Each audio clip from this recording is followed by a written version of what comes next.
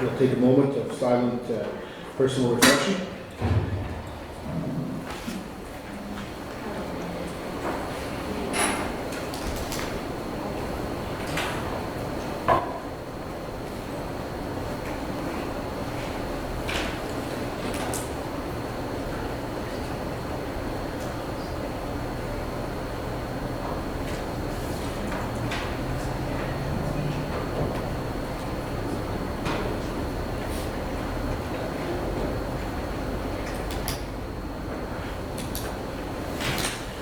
A reminder to all members of council are obligated to declare a conflict of interest or a pecuniary interest as per section 133 of the Lloydminster Charter regarding any item on the agenda. This meeting is for discussion and information gathering only. All decisions will occur during regular council meetings. We thank all of our presenters at this time. I would look to item number 2, the approval of the agenda laid before us. Could I get a recommendation from council? Councillor Buckingham moves the agenda. Move, seconder. Councillor Dudley-Chuck, seconder. Any further discussion? All in favor? Opposed? Carried. I will look to the city manager. Is there any public presentations that you're aware of, city manager? No, as this is a committee meeting, I think we could be less formal in terms of our introductions, Mr. Chair, of the committee, and each council member is a member of the committee. But I don't believe there's any presentation that I'm aware of. Thank you. All right, moving to item number 4. I will look to administration on those reports. Mr. Chairman, what I'd like to do is just walk you through the agenda very quickly and sort of give you an overview because there's a lot of material here. And what I thought I would do is go through and just give you a brief overview of what's coming and who the participants will be from the administration. So that'll give you a heads up. The first is a quarterly utility update summary that the operations director will provide, Alan. I think that's pretty straightforward. It shouldn't take very long. The next one is a series of information that you'll be provided. It's not in this agenda package that I have, but it will be provided as a PowerPoint, I believe, through Director Stang. And the objective here is just to give you an overview of the proposed master plans. These have been looked at over the last period of time. The next one will be a wastewater treatment facility update. As you know, we have some serious situation there. We want to complete some upgrades to meet the regulations, and we want to begin the discussions with council on that. The third one is some planning documents. These are documents that are currently in existence through bylaw, but I'm not sure, I wasn't familiar with them, and I'm not sure if the current council, being newly elected, is totally familiar with these. So we'll give you an overview of these, which will help you with respect to the future strategic planning workshops we're going to start to build over the next little while. So. And then we're going to move on to the automated photo radar enforcement. There are 3 documents. There's basically 3 presentations there. One is the use of the automated traffic enforcement, and another one was what do we do with the revenue. So there'll be a series of 3 recommendation or discussion documents coming forward. And I believe Director Stang will be using that. Then there's a procedure bylaw, which has been updated from the draft is updated from the current procedure bylaw so that we can bring into effect the procedures for the GPC as well. So your new governance model. So that's why we brought that forward. And I believe Director or Deputy City Manager Morrison will be doing that. Then proposed amendments to the Lloydminster Charter as well. Deputy City Manager will be presenting on that. There's a number of changes that are required. We need to update you on what we need to look at in terms of the charter, reflecting the legislative amendments and so forth. So we'll be doing that.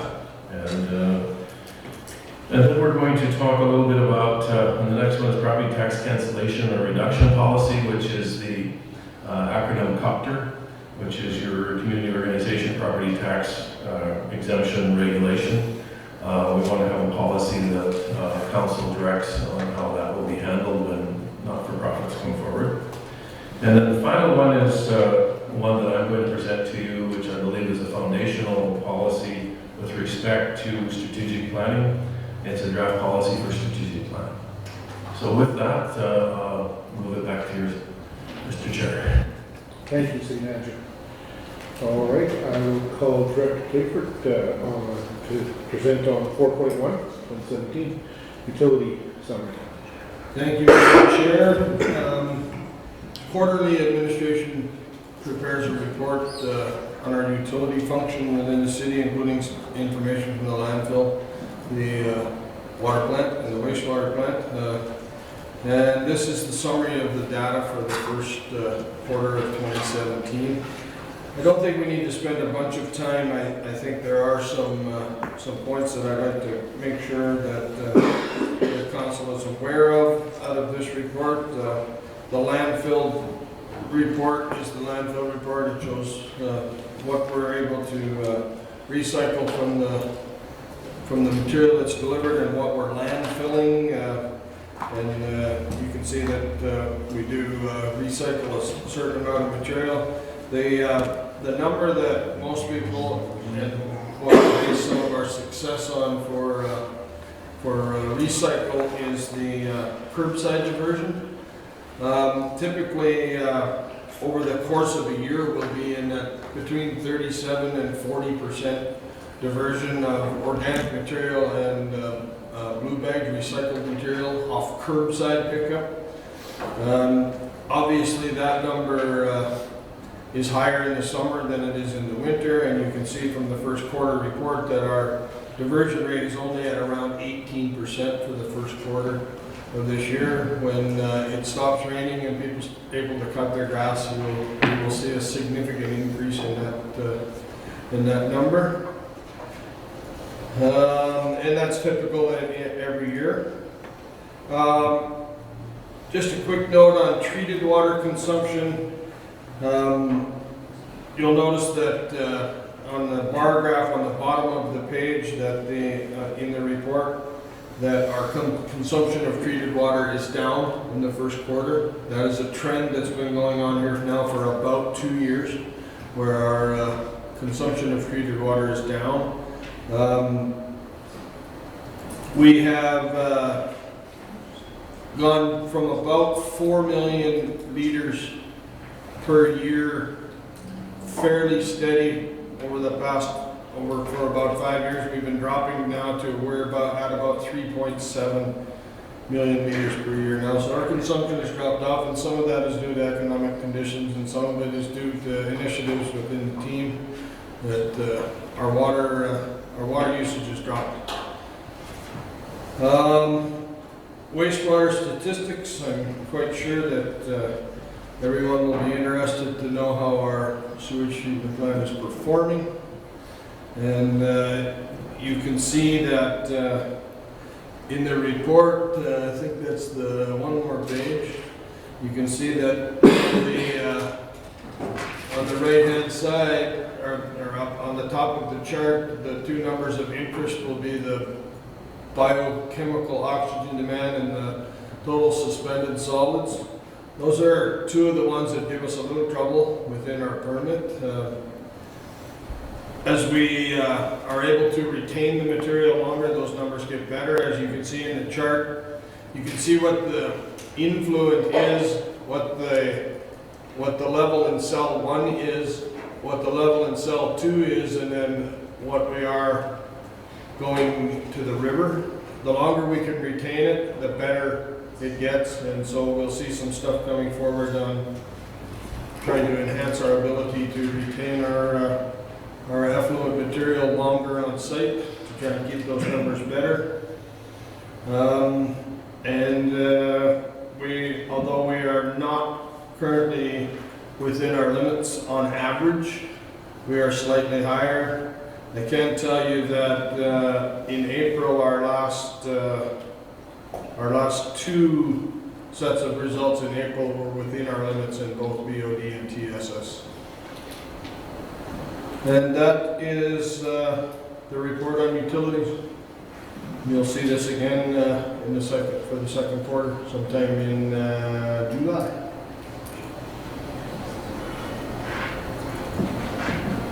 Any questions?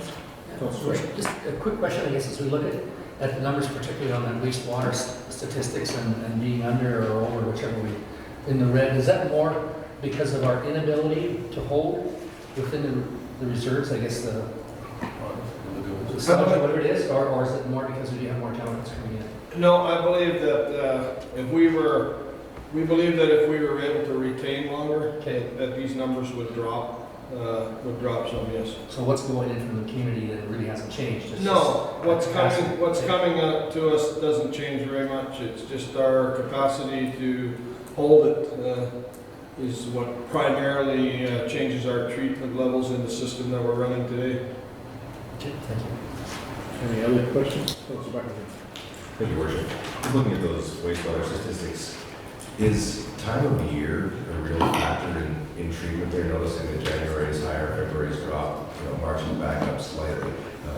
With the biology that goes on out there, does time of year actually affect that? A number of things affect us depending on the time of year. Extreme cold weather affects us because the lagoons get a crust of ice on them and the air doesn't do as good a job. So extreme cold affects us and extreme hot affects us because we get, because the lagoons are outdoor and they're subject to a number of Mother Nature's things, we get algae. Algae eat all the oxygen that we're putting in, and therefore we don't have enough oxygen to treat the effluents and or to feed our bacteria. So yeah, environment, there's certainly the weather can affect our treatment process for sure. So in your opinion, with saying that April is considerably better, what changed to make that better in April for us? What worked in our favor? One of the things that improves your effluent quality is, for lack of something better, if you water it down. So we get a significant amount of infiltration of water into the lagoons when we've got snow melt, we've got a number of things. So we get, so that certainly plays a factor when we have extra material that's coming in that's not contaminated. Councilor Dorsey. Thank you, Your Worship. Just to be clear on maybe a follow-up to Councillor Diachak's question. So is the problem really with not being able to keep it, there's too much sludge at the bottom of the lagoon? In the current treatment process that we're using, the longer we can retain the material on site, the better it will be. We do know that today our retention is significantly reduced due to the condition of our lagoons. And we believe that with an investment in conditioning of our lagoons that we can increase our retention time significantly, and therefore our effluent quality would be better. It's a temporary solution at best. What we're using for our treatment process today would work fine if we were 5,000 people. I think that simply we've outgrown it, but we would be significantly better with an investment in cleaning out our lagoons, yes. Thank you. Councilor Dorsey. Just one more follow-up question, I guess. I was thinking of some of the alternatives other cities are looking at rather than salt, and I have no idea what role salt plays for us in terms of effluent, but I think in Ontario, I heard of one community using beet juice, because what it did do is when it mixed with the sand, it was actually stickier and held the sand to the road. So how big a role does sand play in our effluent, and are there alternatives, I guess? Or salt, pardon me. Almost none, Okay, because the stuff off the road runs into the storm sewer, okay, so it doesn't go through the sewage treatment Okay. plant. So the salt doesn't affect us much. okay. And yes, there are a number of other alternatives. Beet juice is one. A lot of them are, just so you know, Councillor Diachak, a lot of them were tested for areas, and I know they use lots of these things in southern Ontario, but that's where they know the storm's coming because they can see it coming for about 2 days, and a lot of the solutions that work really well for ice and snow on the roads is if you can apply it before the storm comes. But if you apply it too soon, it's no good. If you apply it too late, it's no good. But when you can see the storm coming, a lot of them work very, very well. So then just another question to follow up with that. About lawn fertilizer, or that just going straight to the stormwater as well, because that's very high in phosphorus, correct? Yep. And that's one of our main, That would go to this storm, okay. So it's not really, not affecting. right, okay.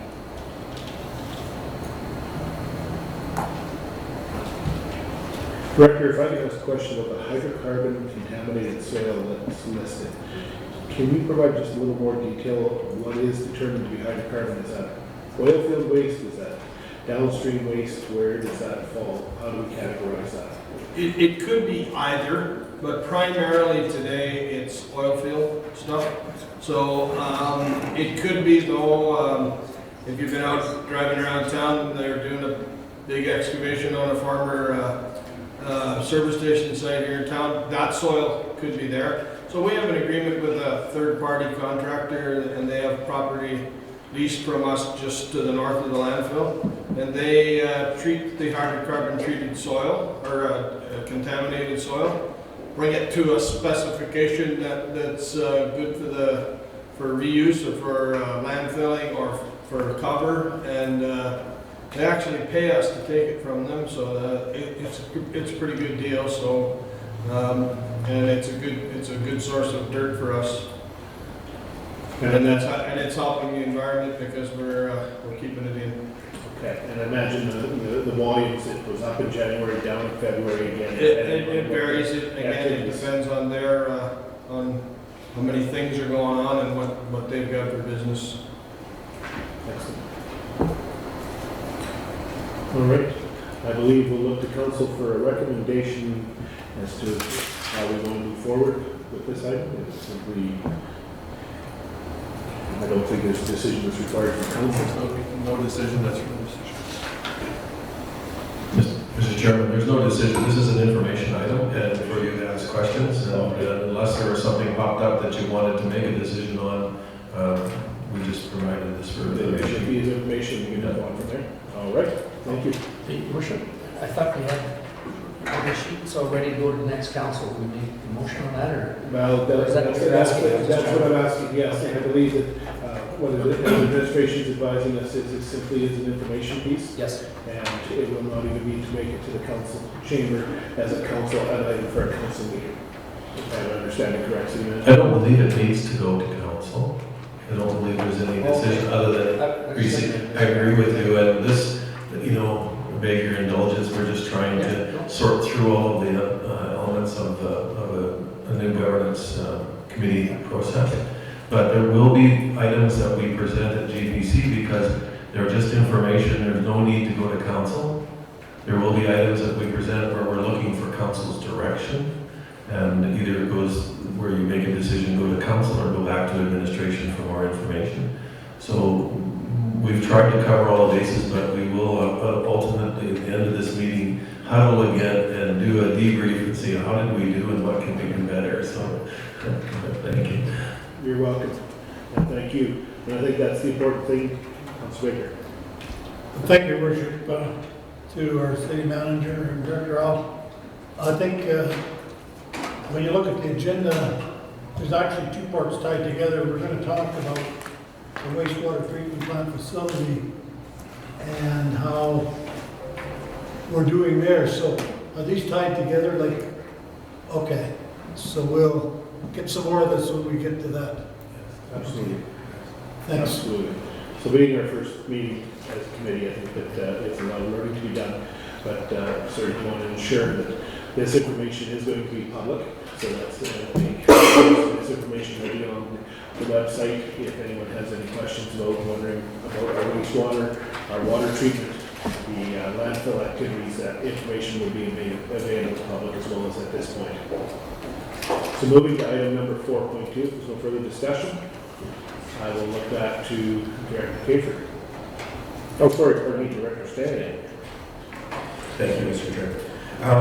Today, Engineering Services, I've asked our Chief Executive Engineer, Terry Burton, to come and provide an overview of our master plans that the city has undergone in the last year to 2 years. In 2015, 2016, we reviewed several master plans, including our water, sanitary, storm, transportation, waste management facility, and a facilities master plan. These master plans are looked at on a 5-year basis. We will be bringing these forward to council for adoption in the future when council feels it's appropriate, when we've had time to look through the documents, review, ask administration any questions you may have. We will bring them back to council at a future council meeting for adoption. So I will call on Chief Executive Engineer Terry Burton to provide you with the presentation. Thank you.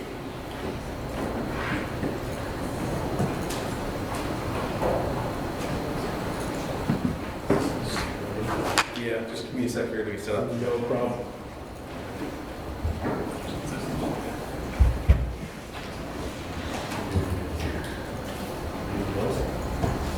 Yeah. Can I? Thanks. Which one's first, master plan? Yep.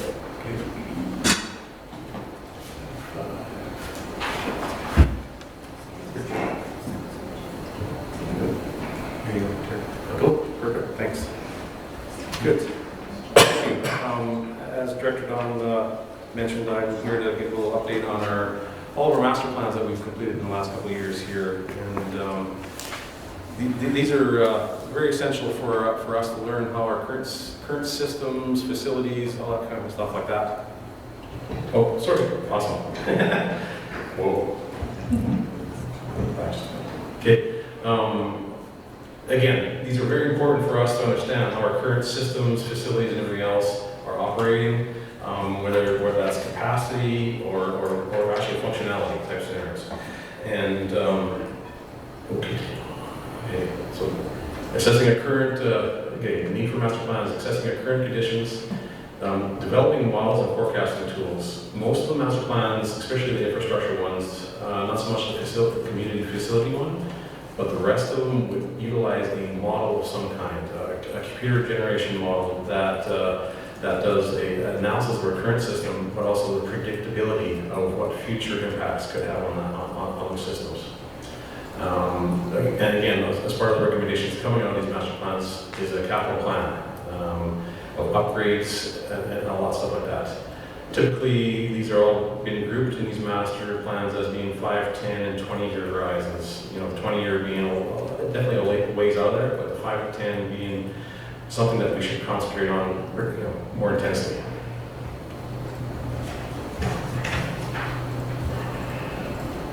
Okay, so our 2016 Water Master Plan and System Assessment.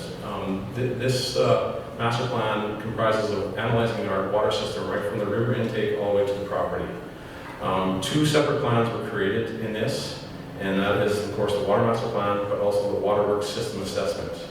The Water Master Plan looked at all of our water infrastructure within our city boundaries, basically from the treatment plant to the property, and then our Waterworks System Assessment, which is a requirement for our permit to operate from the Water Security Agency, specifically looks at our treatment system, our collection from the river all the way to our treatment plant, and how that operation is working and meeting specific guidelines of our permit to operate.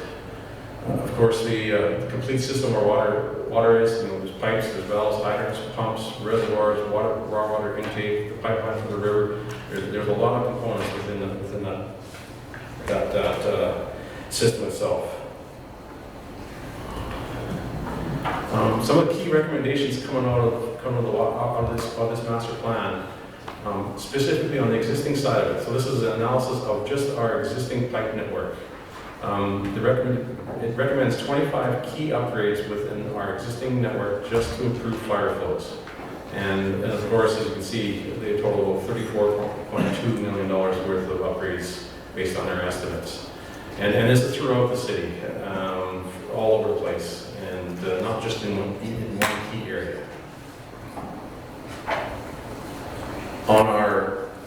supply and our treatment side of things, this is where that predictive model comes into play. When are we going to need upgrades at the West End Reservoir? When are we going to need upgrades at the water treatment plant?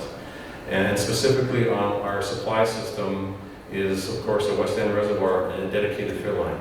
This dedicated fill line comes through the philosophy of transitioning our pumping from, right now we pump from the water treatment plant. The whole city is delivered water from the water treatment plant. And at night, it transitions to the West End Reservoir. In this new philosophy, it is looked at driving all the water to pump from the West End Reservoir. As such, this dedicated fill line is needed to be able to serve that purpose and help us increase the pressures throughout the city, which in turn helps with fire flows and all the demands that come into place.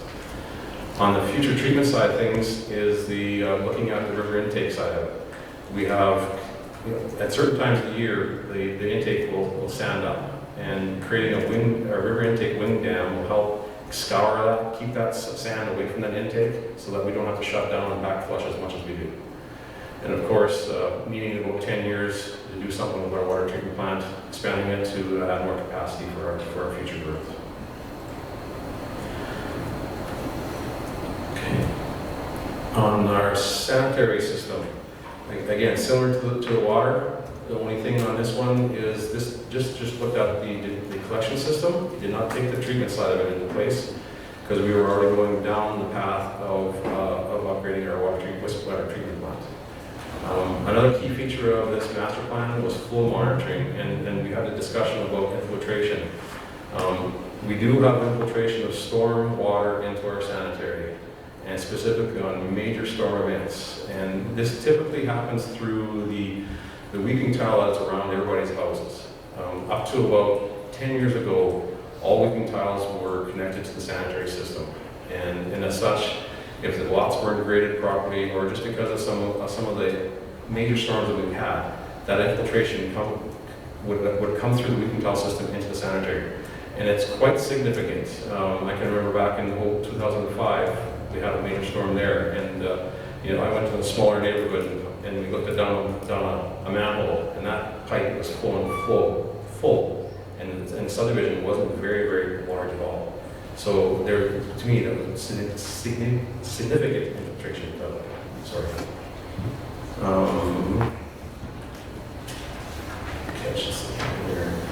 But overall, in the master plan shows our current existing system as it is fairly adequate, and that is in case of the only recommendations that come out of it for our existing side of it is $4 million. We have a sanitary that we got to upsize and provide a different location or direction for it to flow in Colonial Park. And then West Lloydminster was just another pipe to be placed to divert some of the flow from one main to another. So pretty small in comparison to the water main, but I'll take it. This is for clarification, the last one didn't include wastewater treatment. Yep, I mentioned that. I think that was clear. Director Don was just making sure I made sure that the wastewater treatment plant wasn't included in this analysis. So. Okay, $4 million, yeah. So add $80 million for that, or as we know today, right? So take it. On our future growth, of course, this deals with our growth of our city, and how we grow determines on how much of this comes into play. The reason why this one goes out to 40 years is really making sure that we really take into consideration that long-term growth. A lot of investment in our trunk mains, and we're proposing a lot of investment in our trunk mains, and if we don't look at that far out-reaching capacities that we needed to be able to serve with that trunk main, and that is why this specific plan goes out to 40 years. And I can put it in relation on the south side of the city. We have the new growth with Lamont lands on there too. There's a trunk main that goes through there, but also that will serve more to the west as well. So by upsizing our pipe today, we'll be able to definitely add that other capacity into it as well. So overall, quite sizable, but this is as growth happens as well. This is only needed to support the future development and where that happens to be. Again, certain growth happens in certain areas, but this is pretty close to what the development community had in mind for where they wanted to start when we asked them back in 2015. We queried out to them and asked them physically where do they see themselves building out, and as you can see, that's why the subdivisions kind of go back and forth between different areas.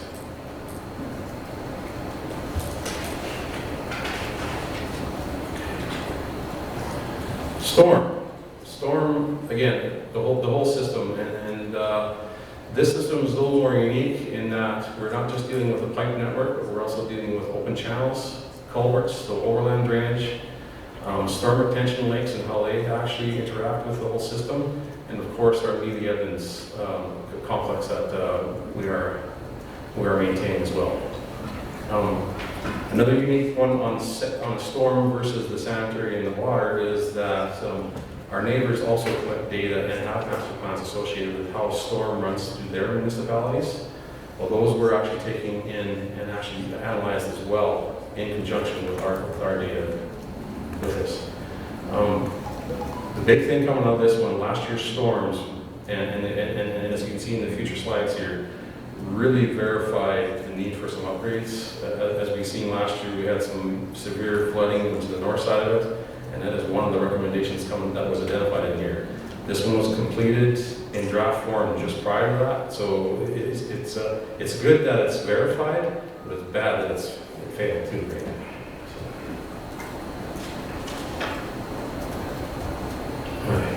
So on the existing side of things, this master plan identifies some 9 key areas of improvements, and ranging from $500,000 up to $20 million in upgrades that need to happen with our existing side of things. So some significant costs of improving our storm system within our, as we see it today, to be able to serve our community today. On the future side of things, again, similar to sanitary, these are growth driven, and as such to be able to serve that growth.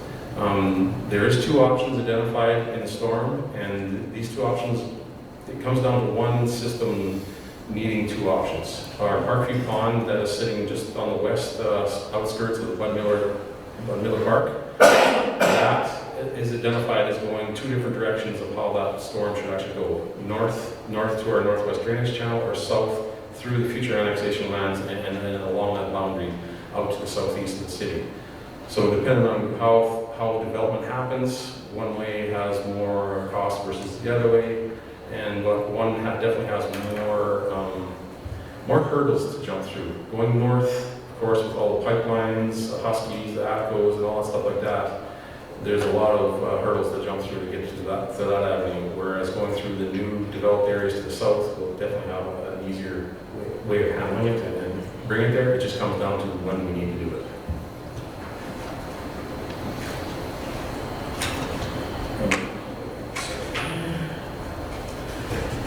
Transportation.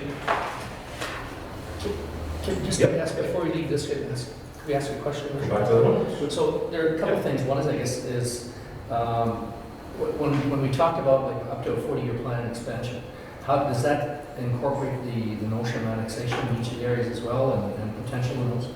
Yeah, thanks for Councilor Gresham. It does contemplate annexation of some kind, yes, Okay. and knowing that our boundaries are going to grow no matter what.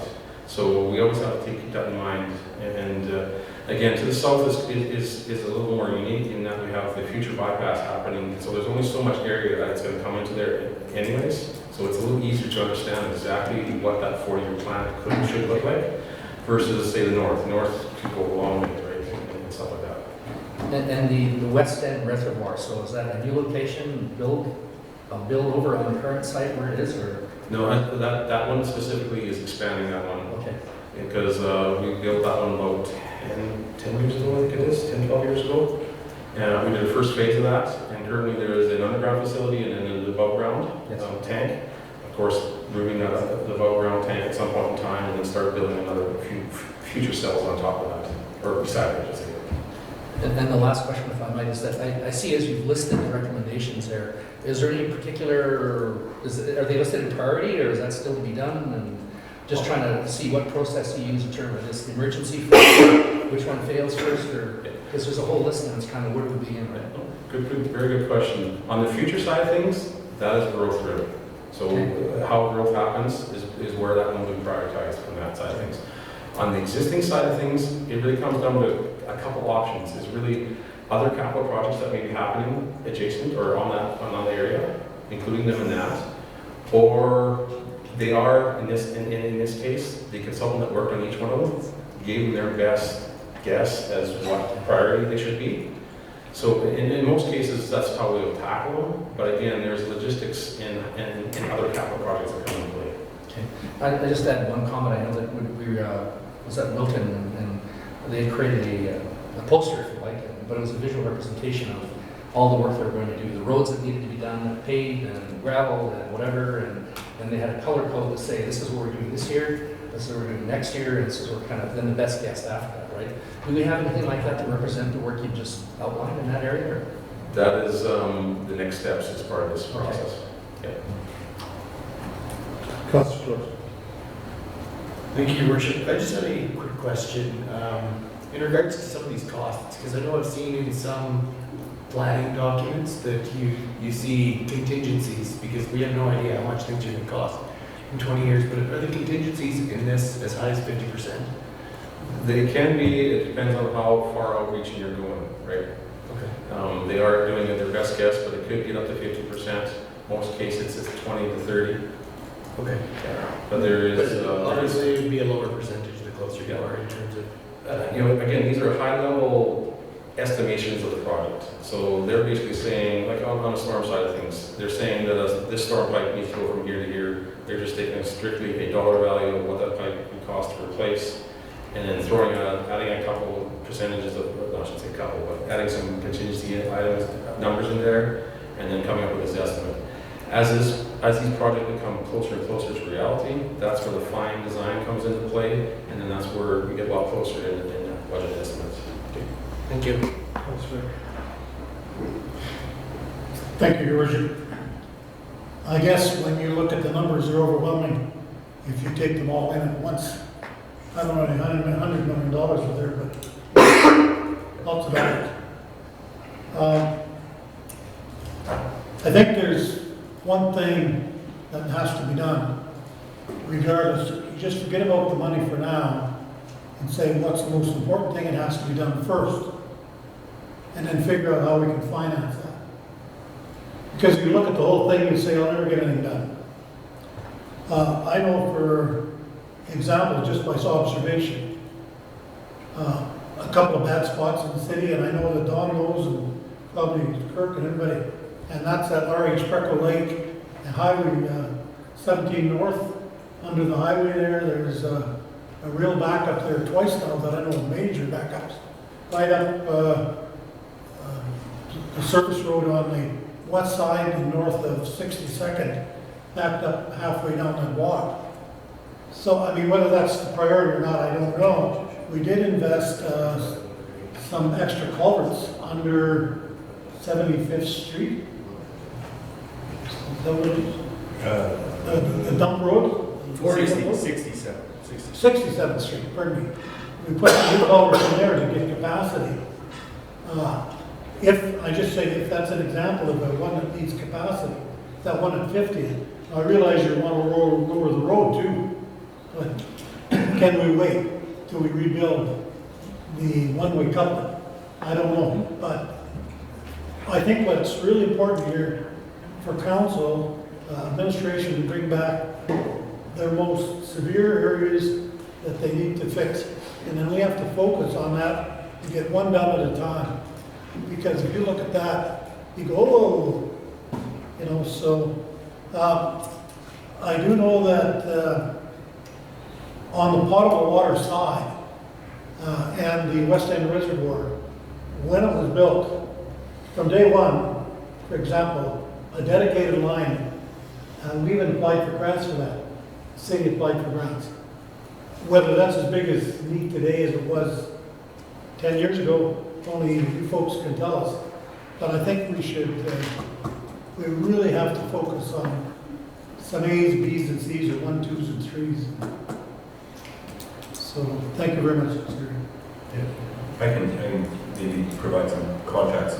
I agree, Councillor Baker, that yes, we need to take these master plans and look at what's priority and what's in our current need and what can be future need. The other thing to consider when we look at the project list and future growth recommendations and those types of things, that also plays into how our offsite levies are set, and when we look at that, and that's something that'll be coming forward in the near future. In regards to the storm around Breckle Lake in that area, that is something we are actively looking at, and Council will be providing some information in the near future. Thank you, Director. Any other questions, or proceed? Okay. Please.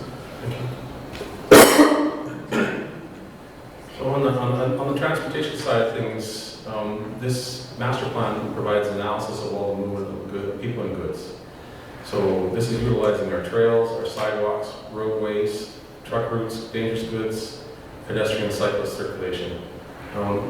We really wanted to take a look at the transportation network, not just be vehicular, but just movement of people, right? And looking at that aspect of things is a little different than what we've done in the past. We completed a significant public engagement as part of this one as well. So, online surveys, physical consultations with stakeholder groups, all that kind of stuff like that. So this one's a lot different than the other master plans in that there's a lot of, personal experience with transportation than with water and sanitary storm. Again, when it's working, there's no problem with the community. But transportation has a more immediate nature to it, and everybody knows where the potholes are, or where the congestion is a lot more than whether their water's on the tap side of things. So, good. The big thing on here is instead of being existing improvements versus future improvements, it's more looked at as these are just improvements that need to be made to all of our transportation systems, be it our current road network or versus future upgrades to that road network. And in a 3 and 5 year span, it identified a few $100 million worth of upgrades to prioritize. But that includes almost $45 million for rail grade separation, which that still needs to be ironed out specifically on feasibility and all that kind of stuff we have to. But still a significant enough investment. North-South corridor, we talked about that a little bit here too. $30-some million of investment to bring that on stream, and that is just for the phase 1. Phase 2 is identified as being $7 million. What's rail grade separation? What are you talking about? Overpass. Okay. So on the longer term, 10 and 20 years, these speak to more of, these other ones speak to extensions of our, two specific extensions of our road network. So 52nd Street, just north of the Operations Center, and that extending out to 75th Avenue, 25th Street, that road being placed in from 40th Avenue to 47th Avenue. Those are two key roads that are being recommended to bring on in the next few years. These longer term ones are expansion to our existing streets that we have at 12th and 40th and 75th, so our major arteries that we have. And these costs are ultimate costs. This is taking it from our 2-lane rural cross section to an ultimate 4-lane or 5-lane, wherever it happens to be, urban cross section.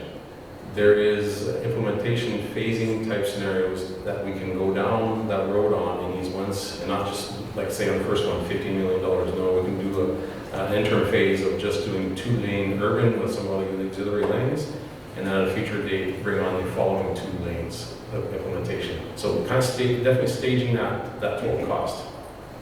That's still a significant portion of the dollars being predicted in our transportation system.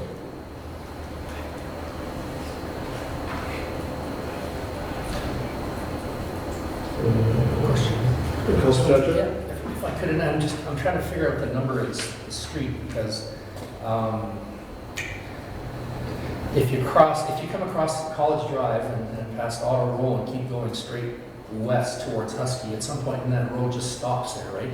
And if you look on the horizon, you see Husky. Is that anywhere in here? Which one would that be? That's the 25th Street 25th Street, okay. extension. Yeah, I just that couldn't road remember. you're talking about, yeah, it ends at 47th Avenue Yeah. and then extending that out to 40th Avenue. You know, and that one's being identified in the near future because of the growth that's happening. We're getting closer and closer to the growth on the north side of that road, and once that happens, the south side's gonna kick in. So in our Colonial Park subdivision versus our Wallace Field subdivision on the north side of that specific artery. Councillor, Thank you, Worship. And those ones, with their priority, I know I've talked to lots of residents around that 52nd Street, fire through past the operations center there, lots of concern on that one, based on business development and so on and so forth, and the flow of traffic through there. So glad to see that one's on the early horizon, based on feedback I've received to this point. Yeah, it is a very key one for us to look at, and you know, definitely providing that other alternative route to 75th Avenue, it definitely will help with some congestion on 62nd Avenue. How much, that's to be determined, but we also got to make sure that we're prepared for that traffic on 75th Avenue. So there may be some other projects that come about it, maybe not on the immediate side of things, but on secondary. Councillor. I think there's just a question through here. Do we own that land? Which ones are Is that the Second Street corridor or? the land will be dedicated as part of the development. That's part of the private development. Yeah, it's not in our hands today, but it is part of their development and their sorry, I'm missing that name. Concept plan. It's not city land, Not today. not at this time. No. Thank you. Any other questions? If not, turn it back to you, Chief Engineer.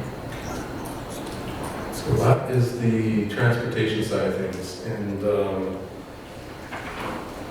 I've still got 2 more to go here. On the waste management facilities, this was initiated to understand our landfill, where we're going, what needs to be done for the next 20 years. So today, you know, we're looking at a future cell to build, to be able to put more garbage into our landfill. But the other key factors that are coming out of this too is how do we deal with access.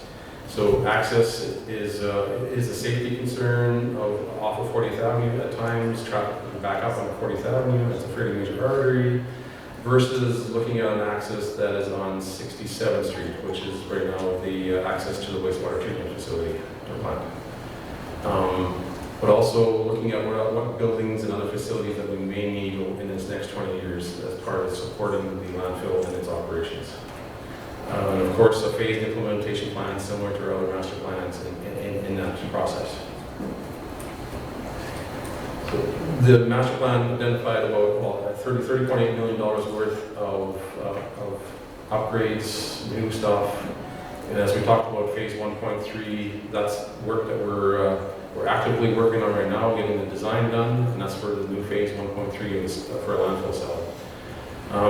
In 2018, again, these are predictions, or this is how it's been theorized in the master plan itself for years of implementation. They may slide a year or two depending on how we move forward with this. New facility entrance, that's moving in from 40th Avenue onto 67th Street, like I described before. And the rest of them, the public drop-off area, that is physically an area for people to drop off the garbage and any other stuff that is there. They don't have to go to the active cell to drop anything off. So just a change in operation on that side of things. How we handle leachate, improvements to that side of things.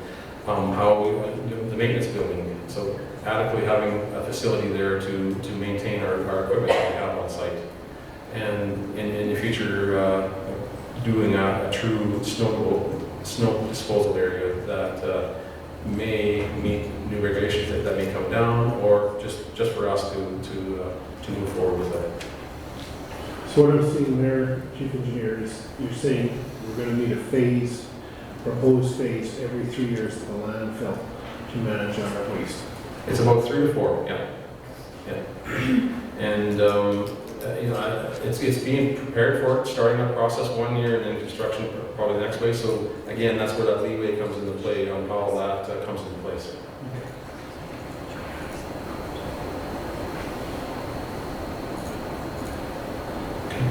Just making sure. Okay. Community Facilities Master Plan. The main criteria that this master plan was really trying to work on was identifying our cultural and recreational needs for the citizens of Leominster for the next 25 years. It utilized four base principles that I'd like to highlight, and that is, of course, the condition and capacities of our current facilities, being buildings, being recreational, outdoor recreational facilities, all that kind of stuff like that. Our usage, so usage of the actual, of everything. How do we compare against nationally, provincially, and our other sister communities of similar size, and those trends that come out of there? Information gathered from numerous resources. That is more of highlighting the public engagement side of things, talking with our user groups, talking. Household survey was actually part of this too, and we got a fairly significant feedback from that. Facilitated focus groups, actually individual user group interviews, and this was also discussed at a Year Voice event too as well. I just want to identify there's 4 key reports that were created as more of a basis for the actual master plan document itself, and they were external context, which was a review of the facilities and amenities, comparison of Leominster to other similar sized municipalities, and what is available regionally. So looking at our neighbors, what is out there as well. Another report that was used was an internal context. What do we have and what do we do? So how do we use it and everything else. The consultation report really was what handled all of those surveys and user groups and interviews. So it basically just compiled that stuff and provided a summary of that side of things. And then the needs assessment, so identifying areas that demonstrate demand.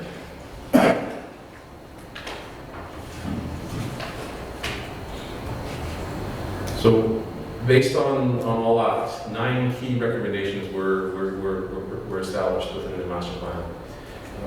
1, exploring potential partnerships with school authorities. So that is just looking for joint use. How can we work with our school partners to joint use, outdoor facilities as well as the indoors, so gymnasiums and all that kind of stuff like that. Investigate the potential of sport and cultural events. So analyzing existing and future facilities to meet community demands, such as hosting events, and so specifically on hosting events. So investigating and understanding that possibility of what events we can adequately host and not host, depending on what we have.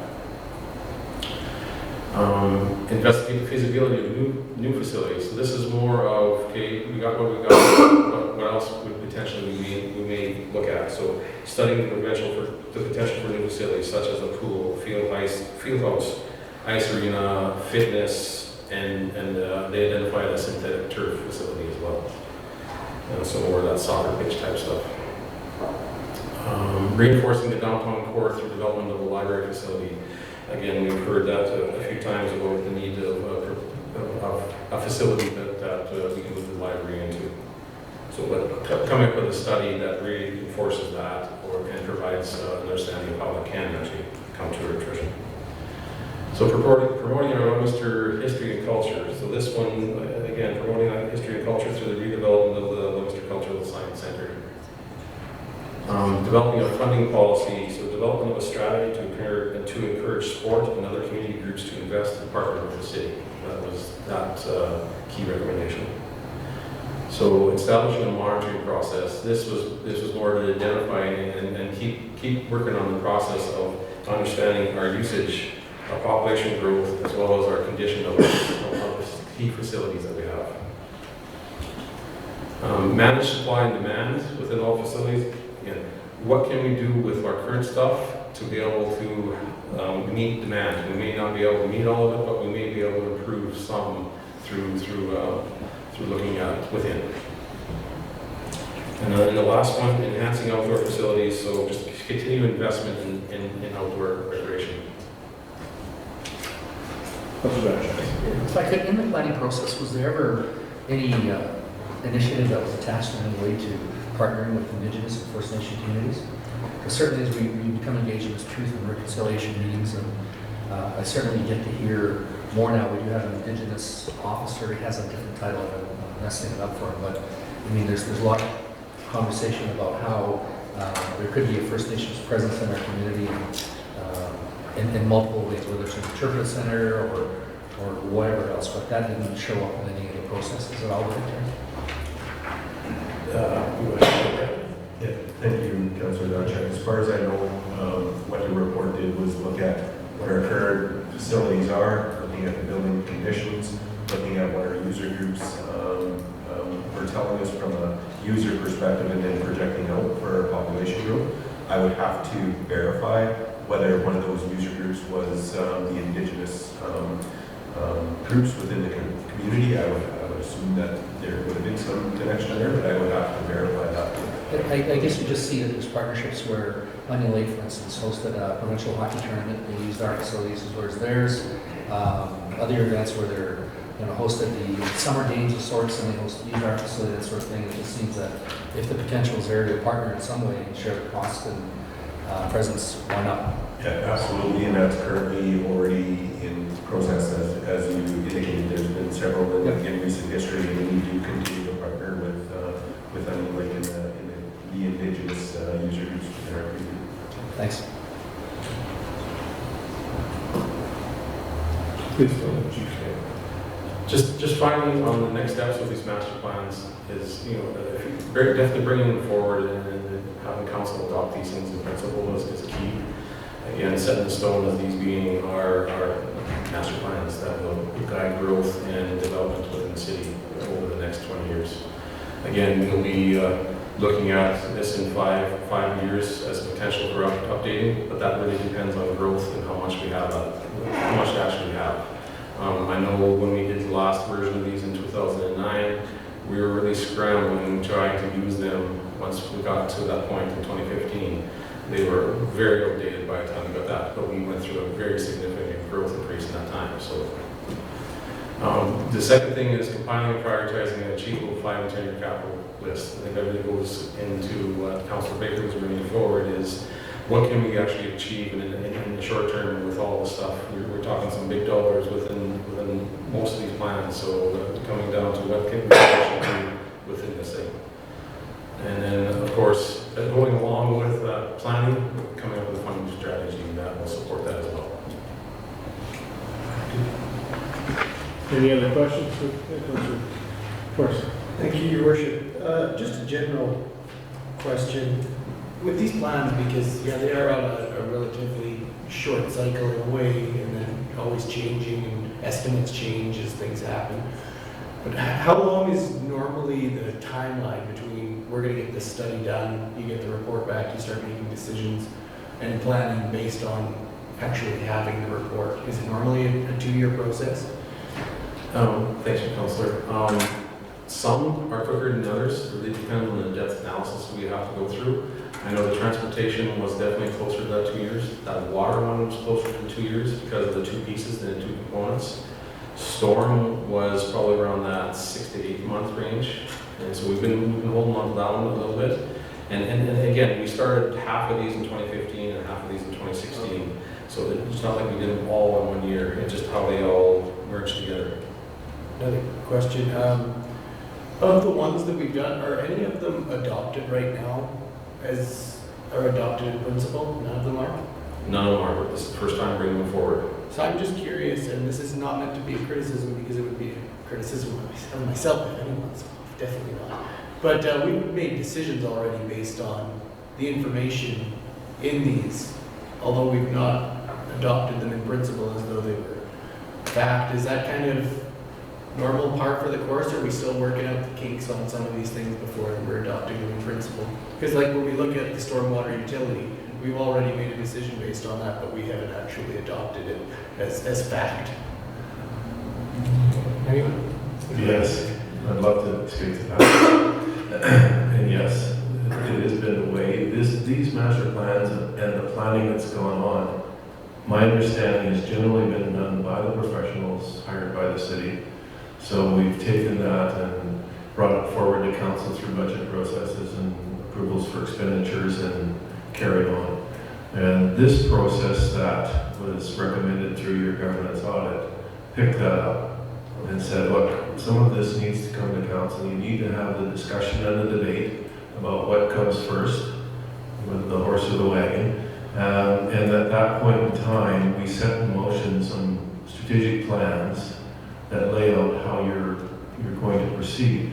You do need to be flexible. These are not statutory plans. They're not required by law. They're plans that you prepare for yourselves so that you've got a path or a map forward, but they're not statutory. So yes, I think that for the most part, my understanding is that professionals in the organization have been guiding and directing, and council has endorsed along the way. But I think this is an opportunity to get on the ground floor and say, okay, here's where we want to go from here. Just thank you for the clarification. Yeah, that was not meant to be a criticism, but just making sure I understand completely the order that either things normally happen or the way we've been doing them, and I think that's great. Thank you. I just add a couple. One of that too is in 09 we had our previous ones were 2009. I'm not saying that it's night and day difference between 09 to the 2015, 2016 versions. There's a lot of similarities. So and cost estimates may be slightly different, but it still has a significant impact in the 2009 version versus the 2015. Just slightly different. So again, we're making decisions based off of information. We did approve the previous ones in principle, so either way. Rick, do you have a comment? Yeah, just to wrap up, administration acknowledges there is a ton of information here. We will be getting you a link to every one of these documents so you can read them at your leisure. They're good bedtime reading material. There's a lot of information here, and through conversations through the agenda committee and through city manager Rick, we will determine when we bring each one of these back to council for adoption in principle. We felt it was extremely important to get this information in front of you as we are marching down the path of strategic planning, and it's important that you have an overview of what these documents contain and how we plan to move forward. Okay. Councilor, go ahead. No, you go ahead. Well, thank you, Worship. And through our city manager, I'm really glad the professionals bring the sewer and water, streets and roads to us. That's really important because not many of us or any of us sitting at this table really know. We might have an idea where the best place to build a road because we're highway experts, but that isn't really the answer we're looking for. I think it's a question of what do we need to do, how would you like to see it happen? But the key word is we can adopt anything we want, but if we don't get provincial and federal funding, you're not going anywhere with a lot of this stuff for a long time. That's the reality. So 3 years ago, or 4 years ago, or 5 years ago, when the economy was booming, we all had great visions of all this money we're going to get from the federal and provincial governments, all municipalities. And all that's happened, they've cut back. So I think it's pretty hard to pin everything down. But out of those 500 items or 100 items you could listed there, if we could pick 2 or 3, which we know one is the wastewater treatment plant, right? That's our number one, at least it was the number one priority last week. Whatever we have to do to make that work. But what's number 2 and number 3? And I think I'm still going to say you've got to chew away at a little bit at a time. But to have the master plan in place and where you have to go in the future is certainly important. So. But what can you really adopt when you don't have a tub full of money? You know, it's just really a problem. I agree with you, Councillor, and I think that's where the principle of the adoption of the principle is simply saying we acknowledge these items, and I think we can all agree, and I think the taxpayers will agree that there's only so much money, and they've expressed that as well. And certainly we're going to have to work with the governments and the funding arrangements that are provided to us when they come forward. And I think that's the important message that I received, is that if we can be ready, shovel ready is the term they like to use today, that we have identified, we've weighted it at city council, set forward saying this is the project that we believe requires the most attention, and hope that as funding comes through in the model that they propose. That's certainly an issue that we're going to have to challenge on. But I think this will give us a real good idea. I think we've laid out about $500 million worth of expenditures in the next 40 years of the city. So I think that should be really easy to budget for it. It's pretty straightforward, but I guess it's not quite that easy. The question I had, Chief Engineer, and made to all administration, are we farther ahead doing these master plans? We just covered 5 master plans that we've done in the last 2 years. Staggering one per year and moving forward rather than taking all 5, we get 5-year snapshot. This way we're moving, it's kind of a question, do we move at 5-year intervals, or do we move forward at 1-year intervals on each of the 5, if you follow what I'm saying? So are we better to spread it out? There's a cost factor, I believe, to doing these plans, and it would be 1 plan per year budgeted, basically. Is that something that we've considered? And I'll look to administration. Yeah, that's essentially what we did when we started the process. We had looked at 2 master plans in 2015 and then another 2 in 2016 is what plan we had set in place. Where we are today, well, then the facilities master plan was included in there from a recreational perspective. So they've all kind of been completed now, and those documents haven't been brought to council for adoption, which is why you're seeing all 5 or 6 or 7 of them coming, well 6, sorry, coming out for adoption and review at once. But going in the future, we would have them slightly staggered a little bit as we move through the process. Terrific. What's about? Thank you, Worship. I think it needs to be made clear once again that these aren't statutory documents. We keep falling back into that they're simply a guide, and we'll be adopting these things in principle as they come forward. The neat thing for me, or the important thing for me, is that it shows me a real good snapshot of things that are coming up in the long-term horizon. It gives the public an opportunity to say, hey, my project that I think is important isn't on that list. Right? There's lots of things on that list, but I'm not saying we know it all about every piece of the city and what needs to be on that list. So, my encouragement would be, if your project doesn't seem to be on that list, or things that you think are key need to be on that list, these files give you an opportunity to bring that forward to administration, to the council as well. And just a great job, I think, on laying this out. So thank you. If I could just add, Your Worship, I guess the thing for me is that having those 5-year plans in place, and what I heard Chief Engineer Terry say, is sometimes there's synergy between projects.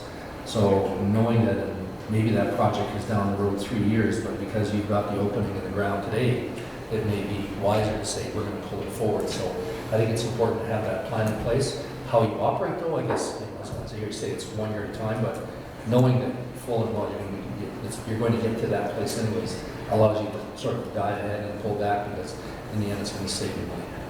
Yeah, just specifically on that, yeah, we have some annual programs like our water and sewer replacement program. That is one of the key ones that will drive those upgrades with the water system specifically. North-South Corridor Phase 1, we have identified some water and sanitary infrastructure that we will be upgrading as part of that project too.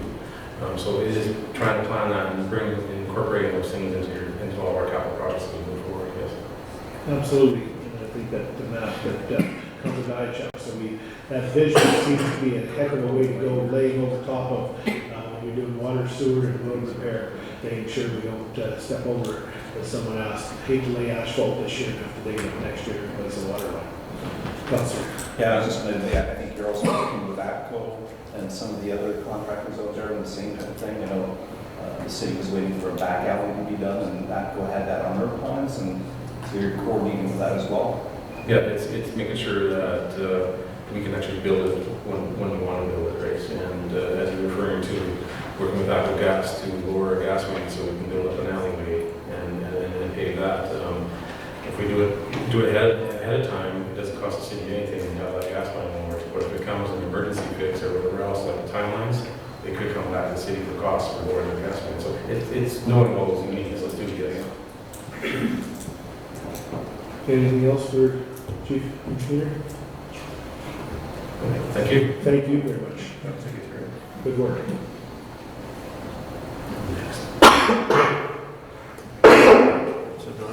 Yeah, Mr. Chair, we can move on to 4.3. Certainly. And Chief Executive Engineer Terry will provide us an presentation of that one as well. So Perfect. before he takes off, All right. just to summarize or to introduce what Terry's going to be talking about, we obviously, as everybody in the entire community knows, we have a very large issue within our community when it relates to our wastewater treatment plant. There's a looming January 1 date of when our effluent, sorry, what did I say? Yeah. My apologies. And H freezes over. Yeah, you're close. July 1st. Geez, we missed it. My apologies. July 1, where our limits are being changed, or we're being asked to change our limits based on the Water Security Agency, and we have a looming contract that is coming up in November of 2017 with the Water Security Agency. Terry is going to be providing an overview of where we are with the project and what some of our thoughts are moving forward and how we're going to deal with some of these major issues we need to deal with in the very near future.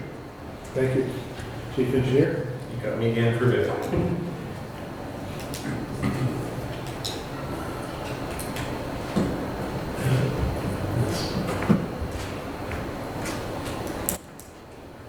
Okay, wastewater treatment facility or update.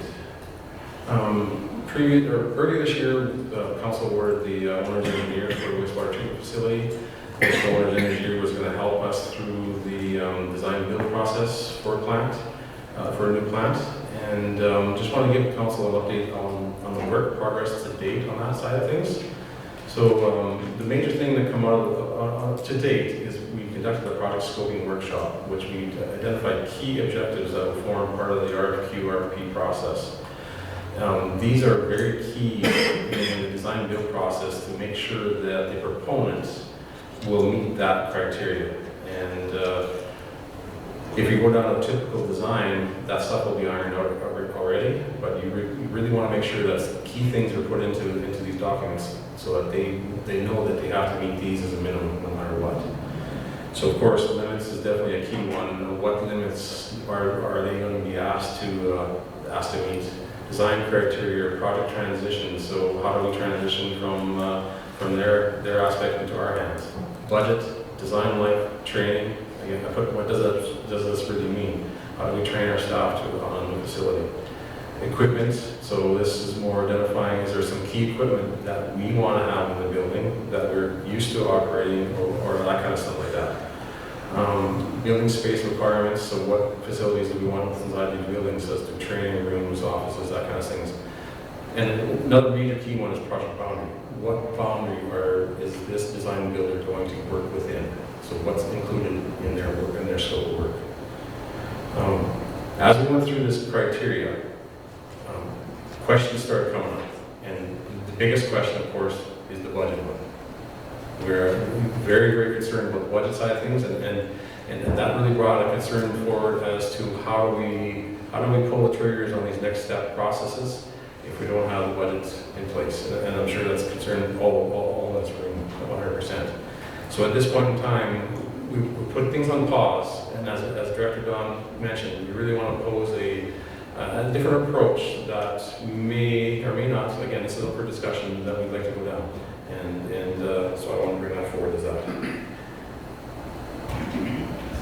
I want to go over the permit specifically, first off, in this discussion, to really nail down 100% exactly what our permit dictates.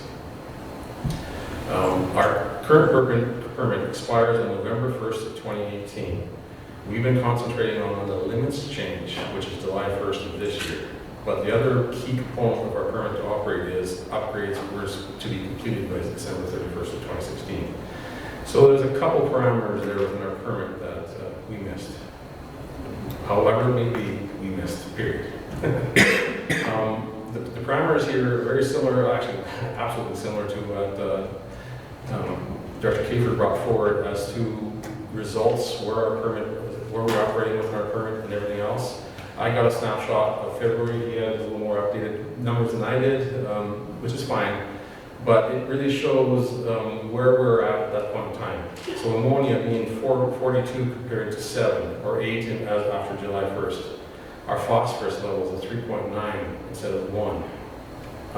Our CBODs of 12, which we're being asked to do 25.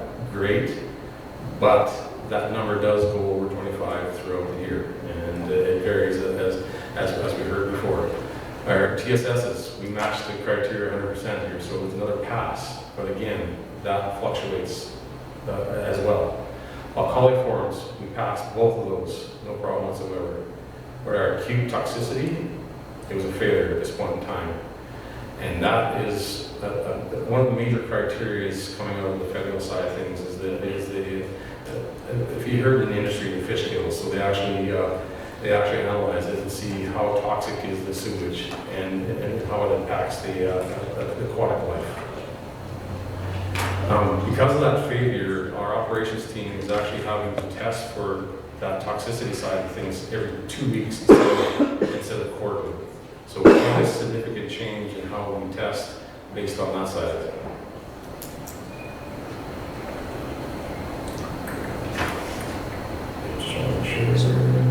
If I could, what causes the toxicity for us? The ammonia, Ammonia? 100%. Well, I should say 100%, definitely up there.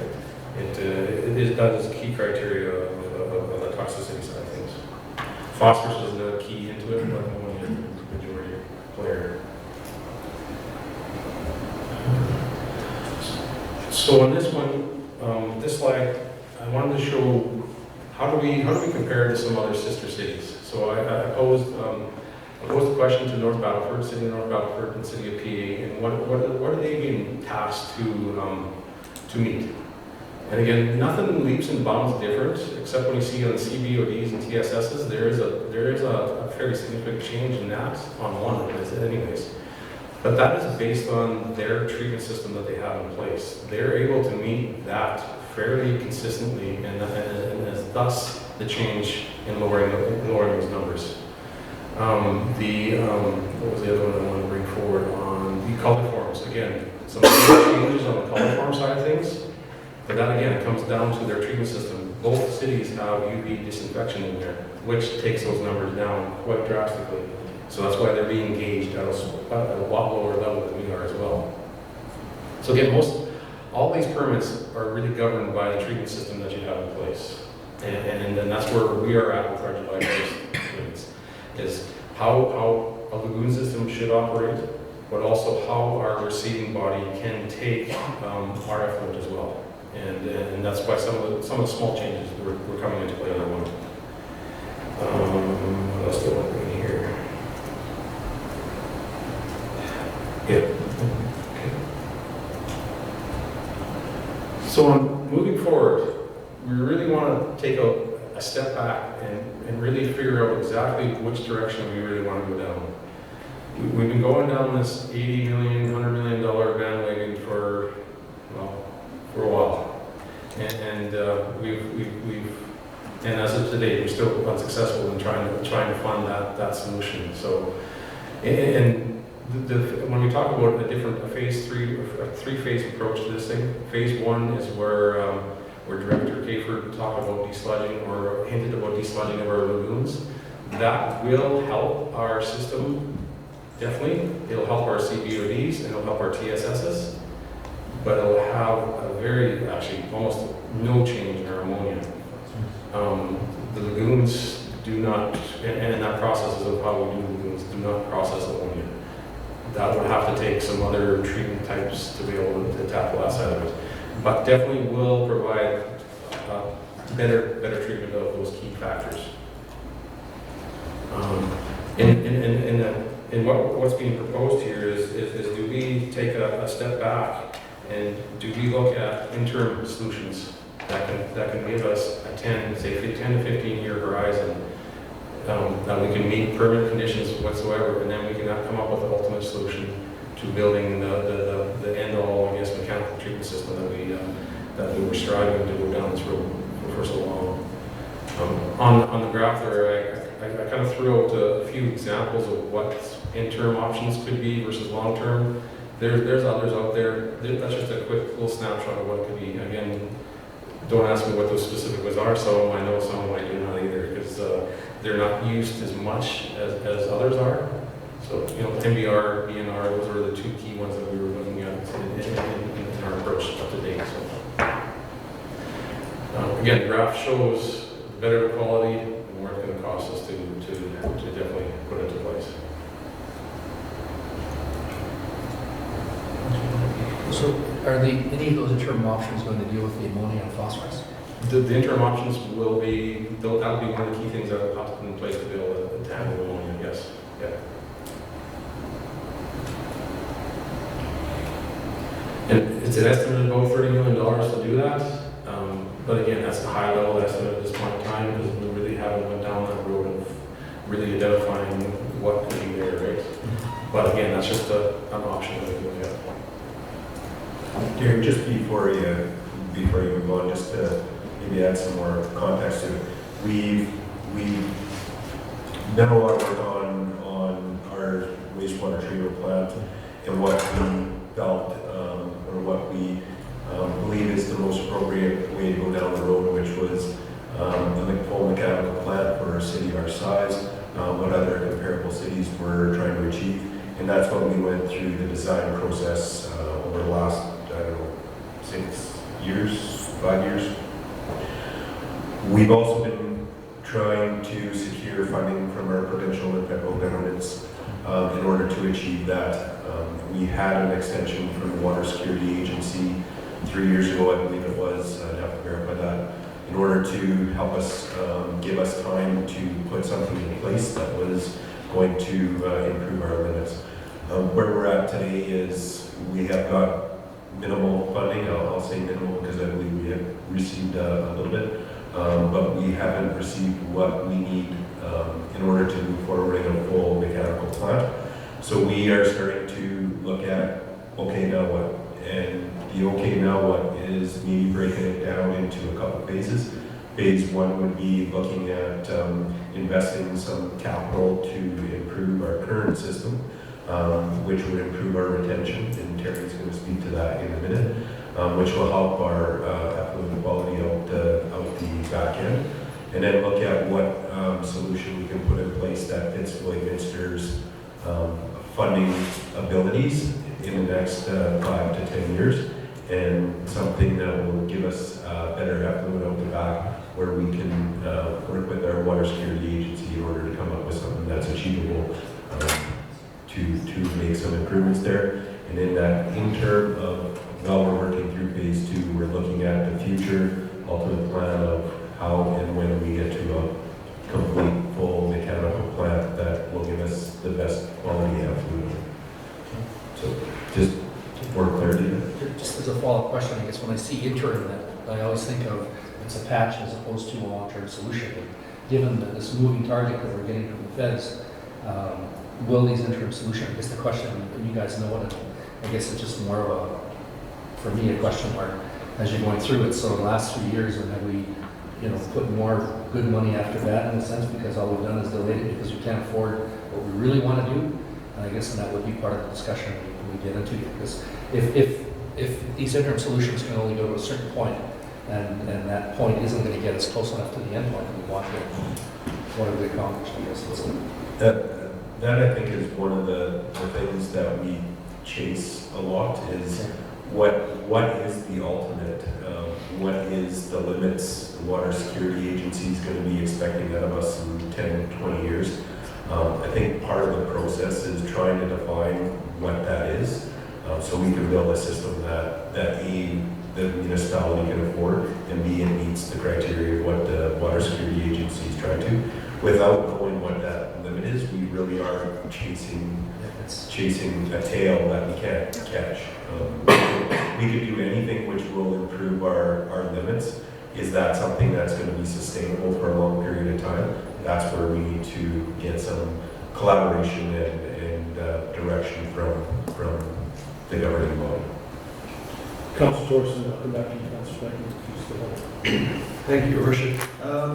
This is When I look at this, it's kind of, I guess not surprising because we've kind of been watching the deadline getting closer and closer. Even before any of us were on council, we were watching the deadline getting closer and closer. And with no solid solution in hand yet.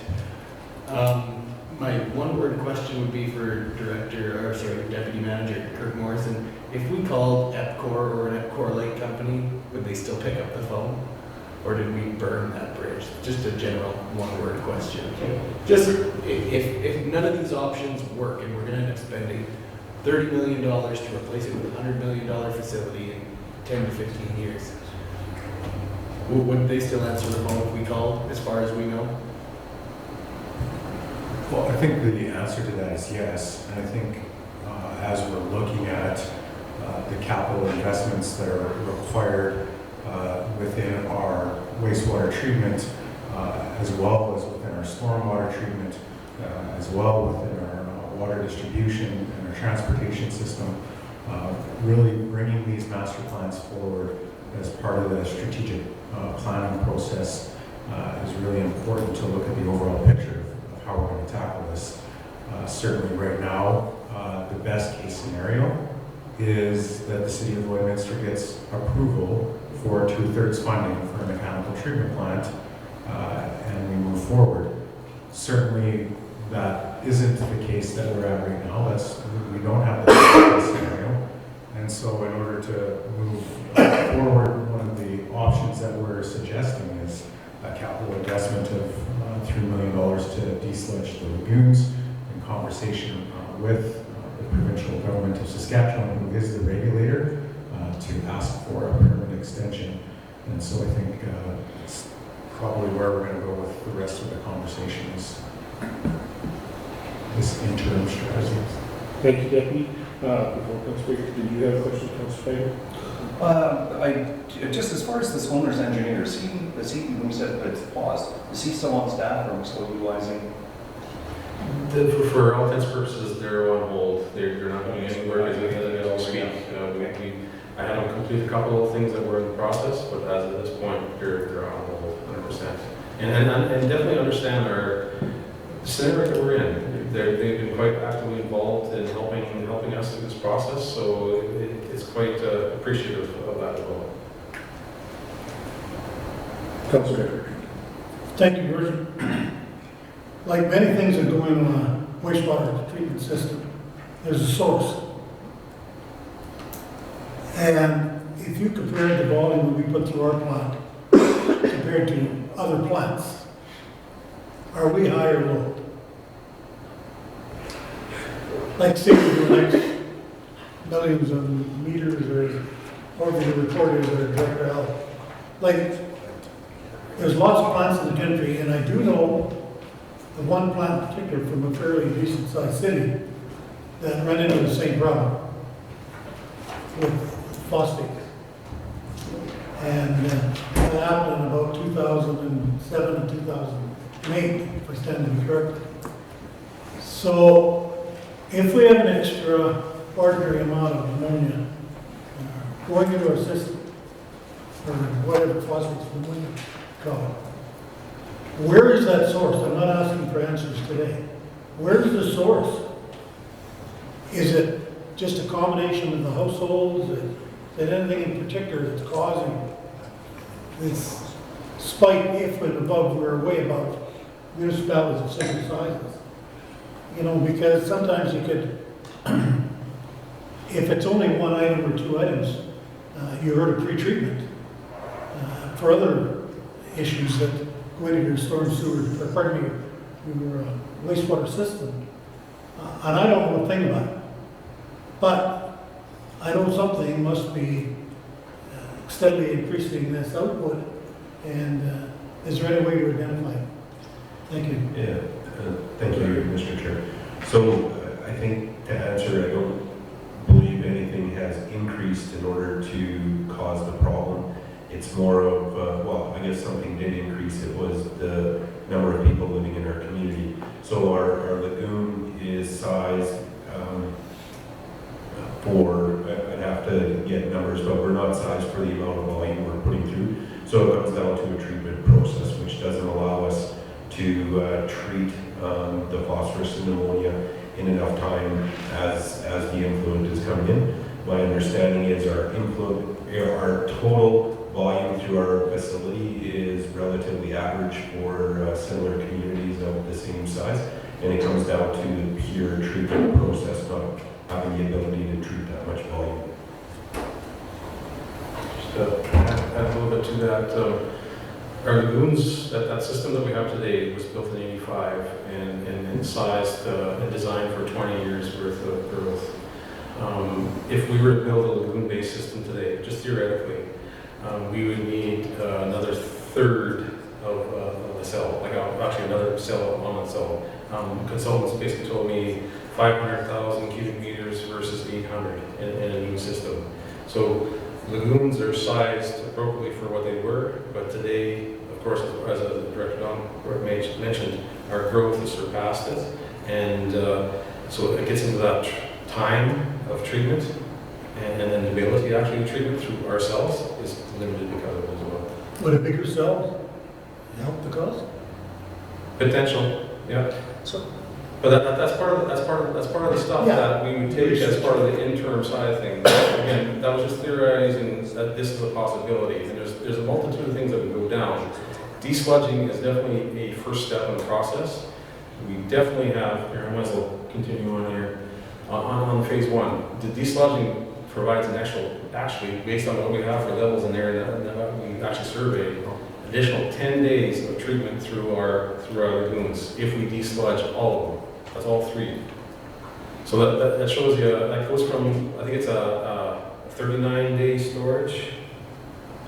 Yeah, currently we have 39 days of treatment retention time. So as soon as it hits cell 1 to where it ends cell 3, it's 39 days. Versus after the desludge, we're into 49, basically knocking on the door 50 days for that effluent to actually process through our lagoons. Of course, as I talked about before, the CBODs and TSSs will greatly benefit from that. I shouldn't say greatly, but they will benefit from that, and thus lowering the ammonia and phosphorus, which is part of the natural treatment system. It comes out of effluent. It's just a matter of the volume that we're getting. And of course, with some high-level estimates, we're looking at about $3 million to desludge all 3 lagoons. Of course, coinciding with that, and as we've been talking about too, is talking with the Water Security Agency and what are our permits and what can we do for renewing these and meet what we're actually changing to what we actually can meet. Is that feasible? And asking those key questions and seeing what we get back from feedback.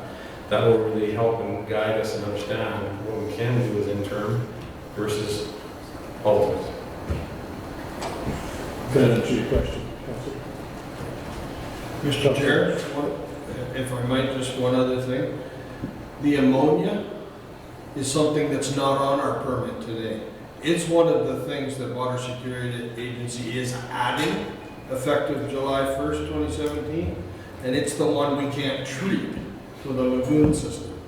So it's not all our fault, so to speak, but we have a system that the technology we're using today is not going to be able to treat down to the limits that are going to be imposed on any next generation permits. Councilor Wetton? Thank you, Richard. Just out of curiosity, when was the last time that we did any kind of major desludge or whatever we've done in the past to the current cells? If it's going to be it's got to its upper limits now, it's going to be a $3 million touch. When was the last time we did anything with it? Do you know that offhand? I think 1985 those cells were built. We desludged cell 1 time, I believe. I definitely can concur on one, but I thought there was another one that we did, but definitely the once, I know that. So Biochemical Industries did one in about 07 or. Yeah, that's the one I can remember, is that biggest one, but I think we might have did another one previous to that, but not a lot. The sludge built up over time, and then we're basically on the door and again. And the big thing here too is this money will not be a waste. It is key for us to move forward with how we're operating today, but also key in how we're moving forward within that ultimate plan, design plan that we're going down with the owner's engineer, is trying to utilize our existing system as much as possible and throwing that into the mix. Lagoons still could be used in any new facility whatsoever. That was my next point. If we're gonna spend $3 million on this, is it towards that goal? And I do believe you told us that before, but just to make sure that everybody is aware of that it is working towards that and kind of in together with the long-range plan if we did go down that road. Director Steady? Yeah, but under any circumstance, de-sludging is something we're going to need to do in the near future, so it's not investing in something that we don't need to do. It is an unbudgeted capital item that we're going to need to figure out and bring forward to council for consideration. So we'll do some more research on that, and when we bring it forward, we'll make sure the information is there. Yeah, the funding tree opens up when we get $80 million to build this plant and we have it all figured out. If we abandon the current cells in moving into a new plant, we're still going to be environmentally responsible for making sure that the abandonment of that plant is contained. You're correct. Councilor Batchor. In layman's terms, I guess, is that what's the process to remove the ammonia and phosphorus? Because you heard all these different strategies and whatever it's out there, and you hear about the mechanical plant being the solution for it. It's definitely the addition, or it's treatment, different treatment than what the lagoons can actually do. It really comes down to chemistry and temperature. We don't have enough temperature for the bugs to actually attack the ammonia and actually treat the ammonia. So it's really trying to create an area that will enhance that aspect of things. Our bugs, again, treatment process of lagoons is bugs. They're actually going through this side of things. Right now, our system will treat the CBUDs and TSSs, fairly effectively, but they're not at the right stage or right conditions to attack the ammonia appropriately. And that's where a treatment system would have to be brought on, however it is, to be able to enhance that side of it. So this isn't just a better filter, it's a chemical treatment. It is part of the treatment process itself. It may include some filters or something like that, but that really comes down to what system comes into place is being recommended. That may be recommended, yes. Thank you. City Engineer, please continue. And then I just wanted to highlight the phase 2 and phase 3 again. Phase 2 is again, still working with the Water Security Agency. If we go down this phase 2 approach, okay, what limits and what testing requirements are we going to be have to adhere to? And and obviously, as we talked about, identifying options that we may add to enhance our current system without outlaying a lot of $80 million in reality too, right? Phase 3, pending funding availability, we can pull the trigger on phase 3 once we have it. It's not off the table by any means. If we get it, we get it too. So there's an opportunity that we can actually go back and go back on track on that happening. That's all I have. Any other questions? Is that all, Terry? That's all. Yeah, quick to show. Yeah. Good job. Thank you. Councilor Batchor. I just had one more question, Terry, before you guys go in on this here. Yep. I know you want to stay longer.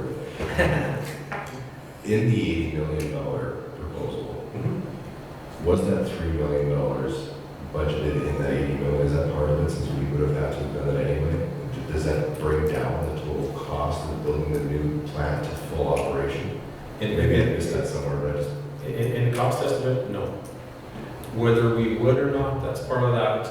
When I talked about the start of what we're doing with the owner's engineer, do we want to include that into that process as well? Seeing that we're knocking on the door here right now, right? But initial estimates at $80 million did not have de-sludging in there at that point in time.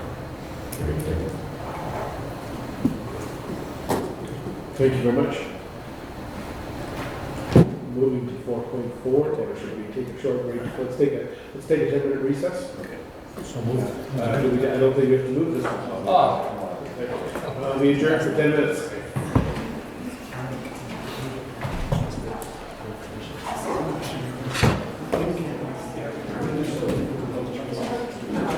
Well,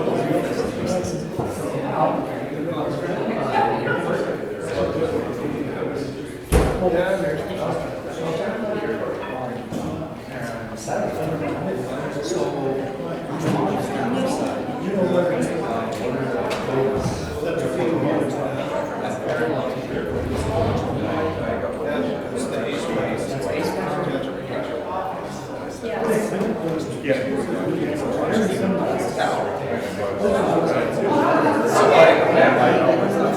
worries. Go ahead.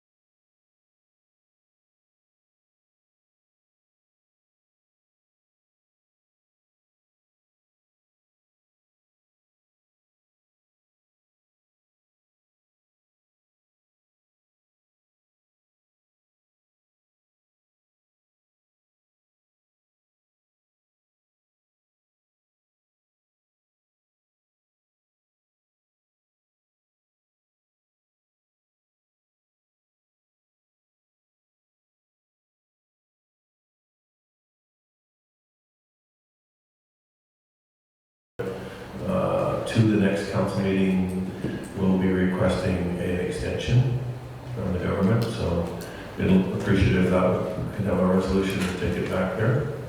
And I think our operations director would also like to request that we consider the proposal to desludge as part of the discussion at the next council meeting.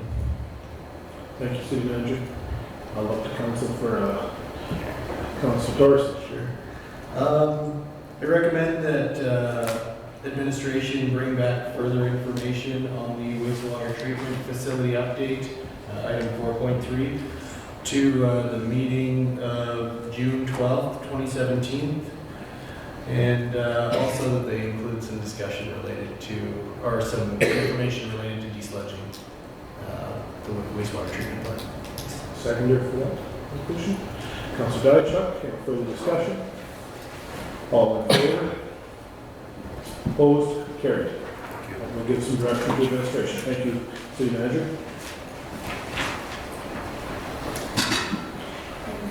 So just for further clarification, so will it be to make a motion on behalf of the city, or, so I'm just looking at the recommendations you brought on provided, so we should have gone to number 2, I guess. So, That's all. I think, so it's always going to be a recommendation, we're passing a resolution that we can direct them to bring it to the council meeting. Basically, we can either receive this information here, simply from that perspective, to make enough information to move it to a decision to send it to council, so council can actually make a motion, a resolution at that time. So basically, our committee can forward it to the next council meeting, or a council meeting further ahead, if we wish. Basically, we can send it back for more information, or we can simply table it as information. That's the basics of the So in this case, we do need to have council's consideration, which is on June the 12th, for us to go back to the regulator and request an extension. So we'll need that resolution, and also we would like further direction on whether or not we should proceed to desludge, and that discussion should happen at council, I think, if you've had enough information today. If not, send it back to us and we'll deal with that going forward. So that's why I was asking, because one is to further information is required, and the other one was gather sufficient information to make a decision, which means bring it to the next council. Right. So we have two different pieces here. Or not? I think they're going to bring more information than they've given us today, which is basic, saying that they may be able to come back and say this is the kind of cost that we see desludging, I believe is what I'm interpreting, City Manager, if you can help me with this. Yes. The document that's before you on the recommendation sheets talks about sufficient information to make a decision. So that's why Councillor Diachuk, I think, is saying that there's two separate issues. One is we do need you to make a decision with respect to the extension of our permit. That definitely is a need. And the other one is we would like further direction with respect to desludging. So both of them will need something from council, as in terms of do you have enough information. If we would, the way it was worded is to bring further information, but when you meet on the 12th, you will be given the opportunity to revisit this information. So it's not like you'll never see this again. And if you so desire between now and then to have further questions, you can do that at that council meeting, or you can send it back to administration. So you're not bound by what happens out of this meeting. It's simply you're gathering and discussing and debating information and then sending it on to council for deliberations. Does that answer your question? Not at all, that's Not at all. No, I guess in my understanding from one is, do we have enough information to take to council and make a decision? If we do, then we use that option. If we don't, we say, we're not ready to bring it to council. But I'm here, we're saying we bring it to council. So if we're bringing it to council, it's option 2. Right? Right. Yeah, I get it. Okay, Councilor Baker, sorry. Councilor No, Ray. I'm just trying to understand this, because if we could sort it Well, I out, am too. yeah. I'm confused.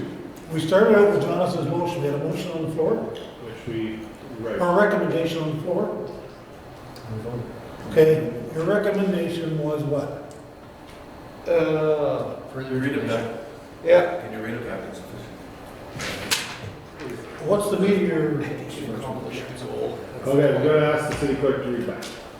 I don't have the motion, Jim. So the motion was that council direct administration bring back further information, item 4.3, wastewater treatment forward to the June 12th meeting for a decision and proposal to desludge. but yours was desludging? Desludging and, Permit to. That's where I'm getting mixed up here. okay, there's two Because items we need to deal with. They gotta deal with them separate. That's my point of order, if I may.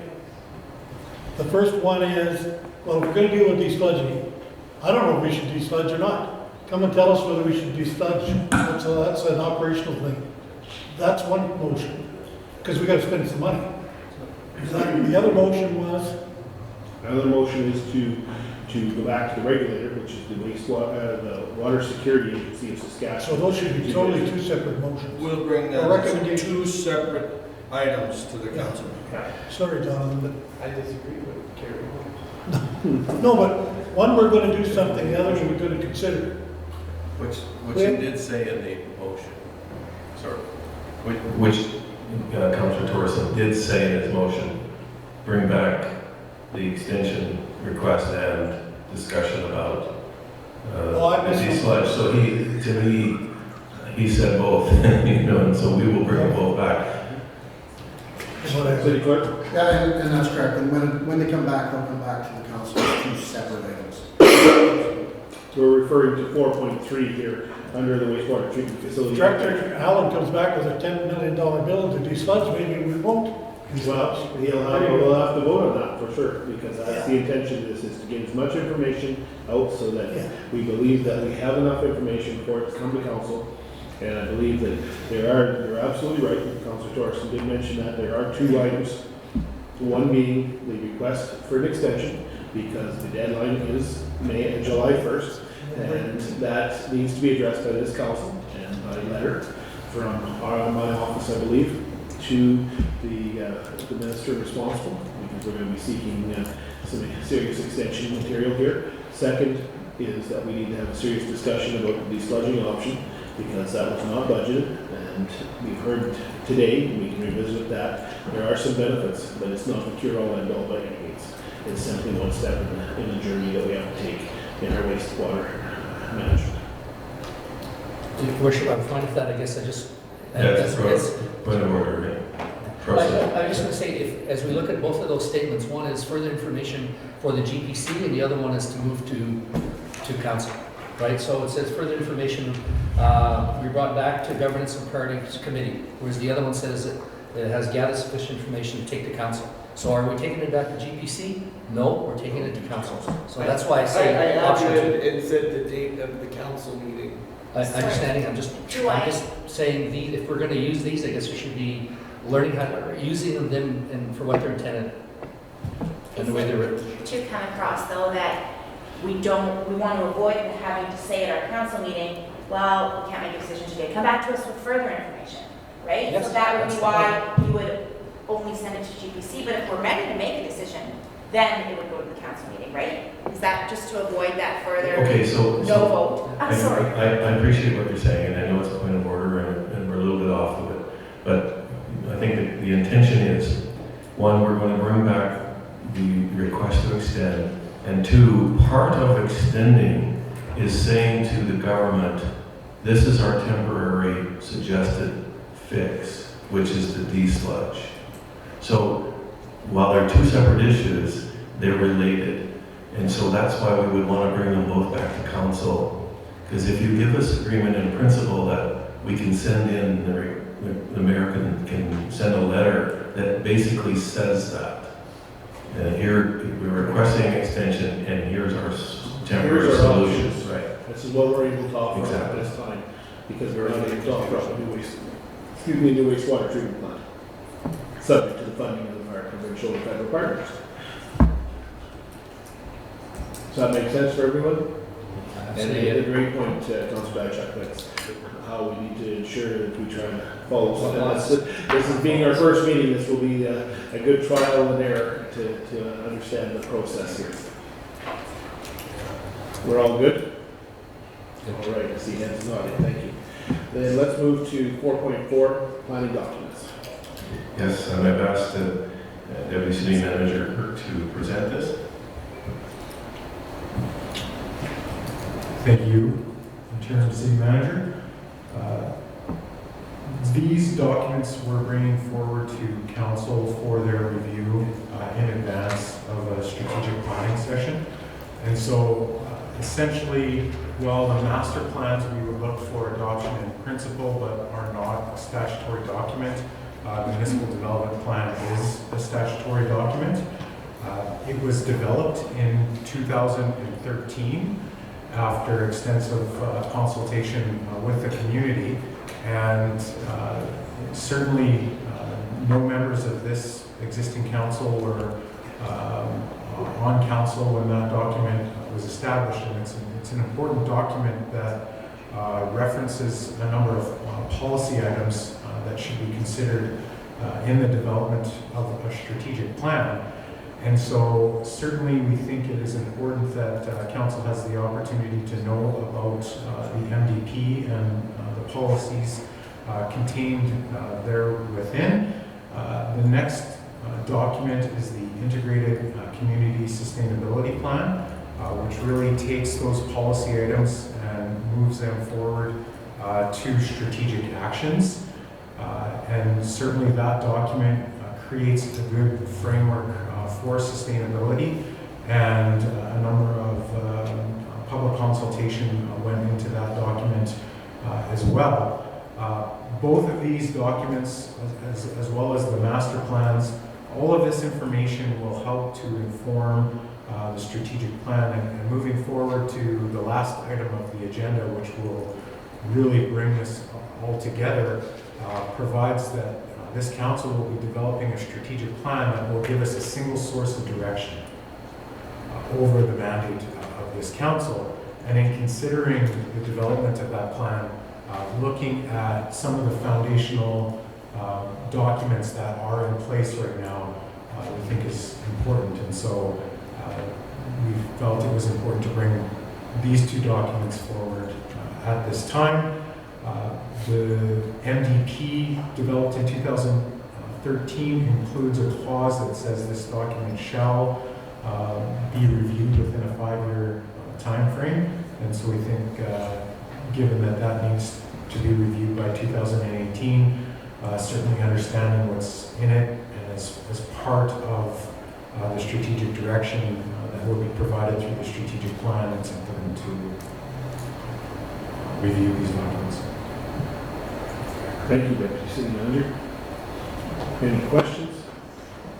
Both of those documents, they get a link to those documents are printed. They're not active, but they're printed, so you'll be able to enter into the city website, gather that information. So there'll be some light reading for council before the strategic planning session. Are these currently only available through just by logging into lloydminster.ca first? Because I tried going through Google to get them, and I get just a hodgepodge of stuff by copying and pasting. And I thought by going to Google I should be able to get there, but I can't. Yeah, right now, it was a little cumbersome to get through to them. That's why we included the link to the document number.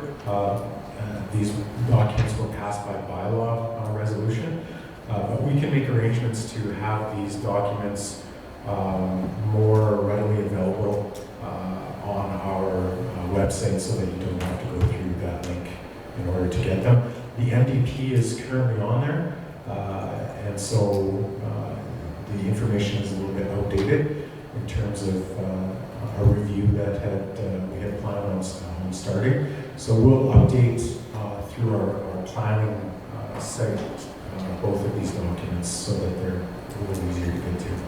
That'd be excellent. Thank you. Thank you. Any other questions? All right, we'll look forward to of those documents being put up very soon, and we'll be able to take it from there. City Manager, thank you, 4.5. Mr. Chair, we're now going to move into a series of 3 information reports, all of which pertain to photo radar. And I will ask Director Stang to take the lead on this. Thank you, Mr. Chair. Currently, we facilitate photo radar through a consultant, Global Traffic Group. As part of our budget process, we looked at finding efficiency in how we do operations. And one of those initiatives was to bring this work in-house and to facilitate photo radar through our own resources.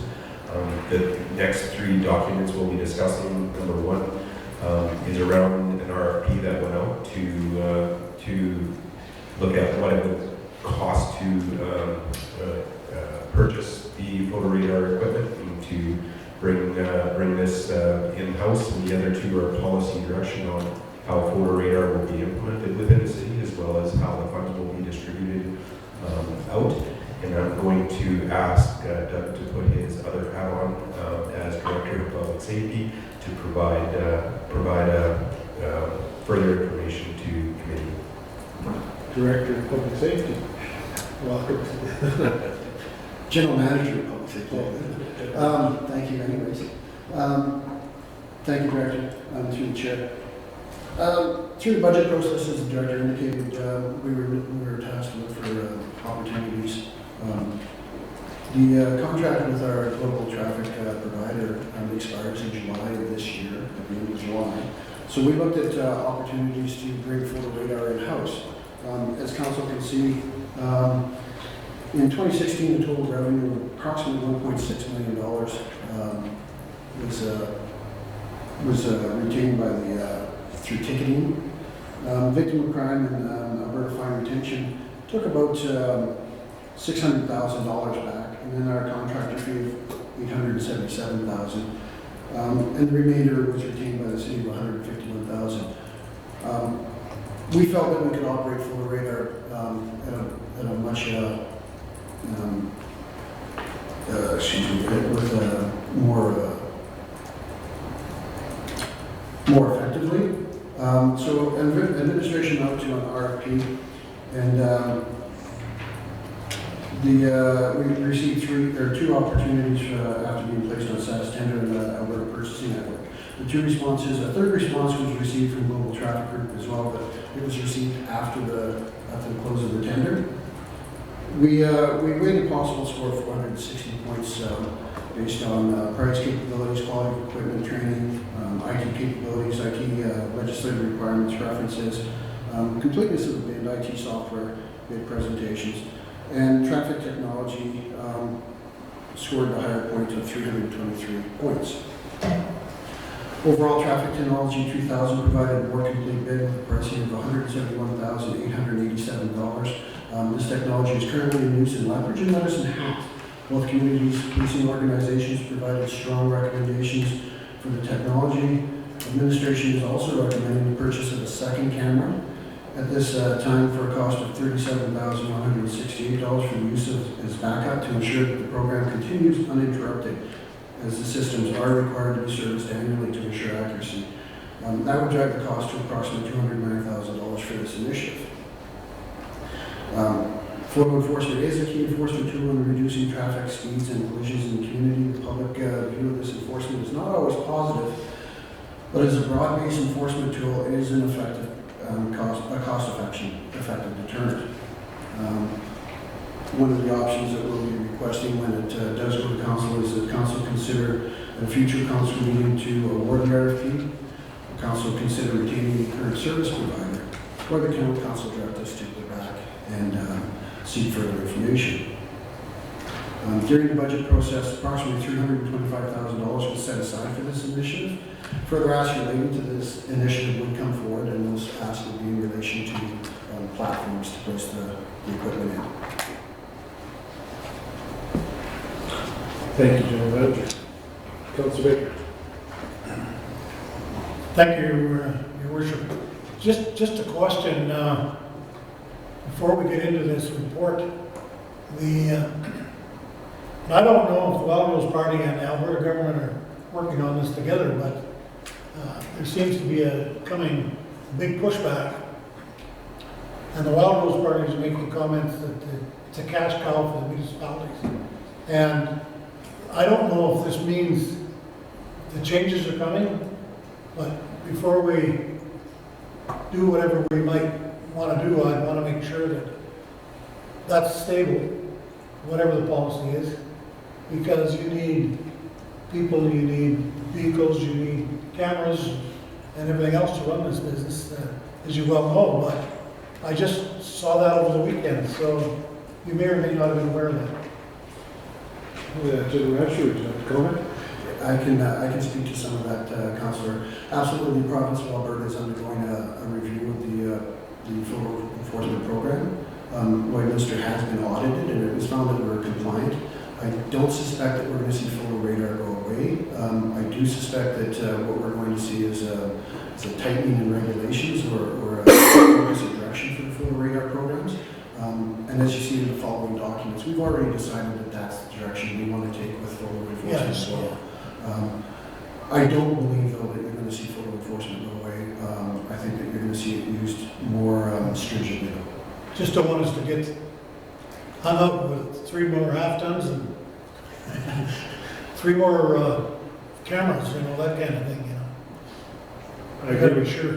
I agree with you exactly, Councillor Baker. That was the comment I had written down here was if anyone followed the news, the news on the weekend, Drayton Valley had a plebiscite, I believe, that was in place to, the taxpayers had the opportunity to express their views, but I know the provincial government certainly was, indications are they were concerned, but after I saw these numbers in this report, I was startled that we take away less than 10% as a city out of the photo radar income that people pay.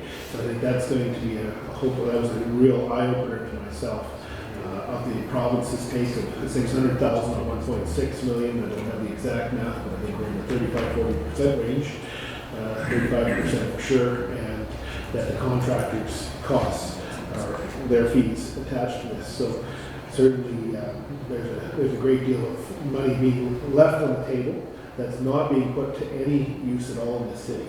I think that as we go through this, one question I had for you, the General Manager, was the technology, as we can appreciate even with the cameras in our council chamber and our cell phones, how long can we expect this technology that we potentially may be asked to purchase? How long will it last before it becomes redundant? Any ideas where, 3 to 5 years, 1 to 2 years? Can you give us some? When you're dealing with technology, I think the day that you take it out of the store, there's already something better out there. But this technology is compliant with provincial standards, and it would probably, my guess is we're looking at a 10-year life. I know the town of Coaldale had purchased a unit from this organization. For some reason, the expertise had left the town and they placed it into a closet for lack of any other term. They pulled it out and recalibrated it, and it's being used today, and it's about 8 years old. So the technology of taking a photo itself is pretty standard. The ticketing and the ticketing software that comes with this, you'd also see some upgrades to, but I think that we can say that it's a fairly strong and certain platform. Thank you, Worship. I possibly could have missed this, but we're looking at $150,000 in revenue that went in 2016 to the city after all expenses. One of those expenses being just about $900,000 going into the contractor. What I didn't see in here is when we bring this in-house, what are our fees? How much of that, are we looking at $1 million in coming in, or are we looking at paying our staff and everybody else to run this system? I didn't see a breakdown of that in there. With the further breakdown, there will be a hiring of a couple staff. We're expecting to also have the training of the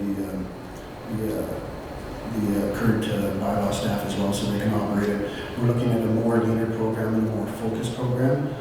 As for the purchase of vehicles, I have some ideas and some plans on how to work that, so that cuts down its costs. For example, currently Edmonton uses Public Works vehicles as a mobile platform, which has the offshoot of whenever somebody sees a public works vehicle, they slow down. So there's different approaches to this, how we employ this, and cost-saving approaches.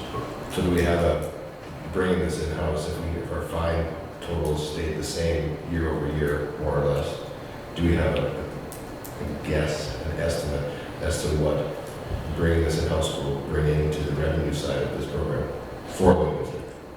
So I wouldn't recommend that we use the current numbers, especially since we're going to use a short or a more stripped down approach.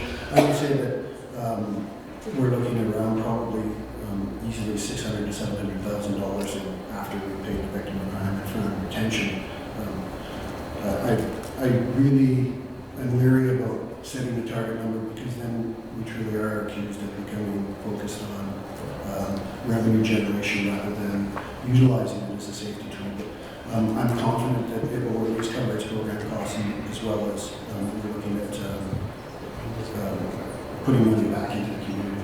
Yeah, I don't want to go down that road either. It's just a matter of showing that we've done the due diligence on this in the budgeting process, saying this is going to be good for our city, as opposed to the way it's being run now. There are improvements that can be made, and there's some dollars that we're not going to hold anybody's feet to the fire on, but it's going to be a much better thing for our city. Absolutely. Right. So I think that's just a key point that needed to be made, that that's the kind of money we're possibly talking about, not to hold anybody to it, but that's what this administration has done in reviewing this process and trying to bring more efficiencies into the city. So just good job from my standpoint. Councilor Thorson. Thank you, Your Worship. This is just to build on what Councillor Buckingham was saying and something that I think would be important information for when this does ultimately come to council at one point. Let's just make the assumption that, and it's a big assumption, that we're going to do photo radar either way. I don't want to look at it as this is how much money we're going to take in because we want to make more money, but just looking at it at revenues all in, costs all in, including operations, versus what we're doing now. We're assuming that we're doing photo radar either way, whether it's a little bit stripped down or not, no big deal, but just what are we talking about? Net numbers, one scenario compared to the other, and I think that ends up making our decision relatively simple as to whether we're going to go down that path or not, with the assumption that everyone's in favor of doing photo radar either way. That's the question. Councilor Bishop. Are there, Your Worship, are there any new liabilities we'll be picking up by running it ourselves? Because I'm just thinking if someone challenges it, do we have to have someone appear in court, or what are those other pieces on the back end of it?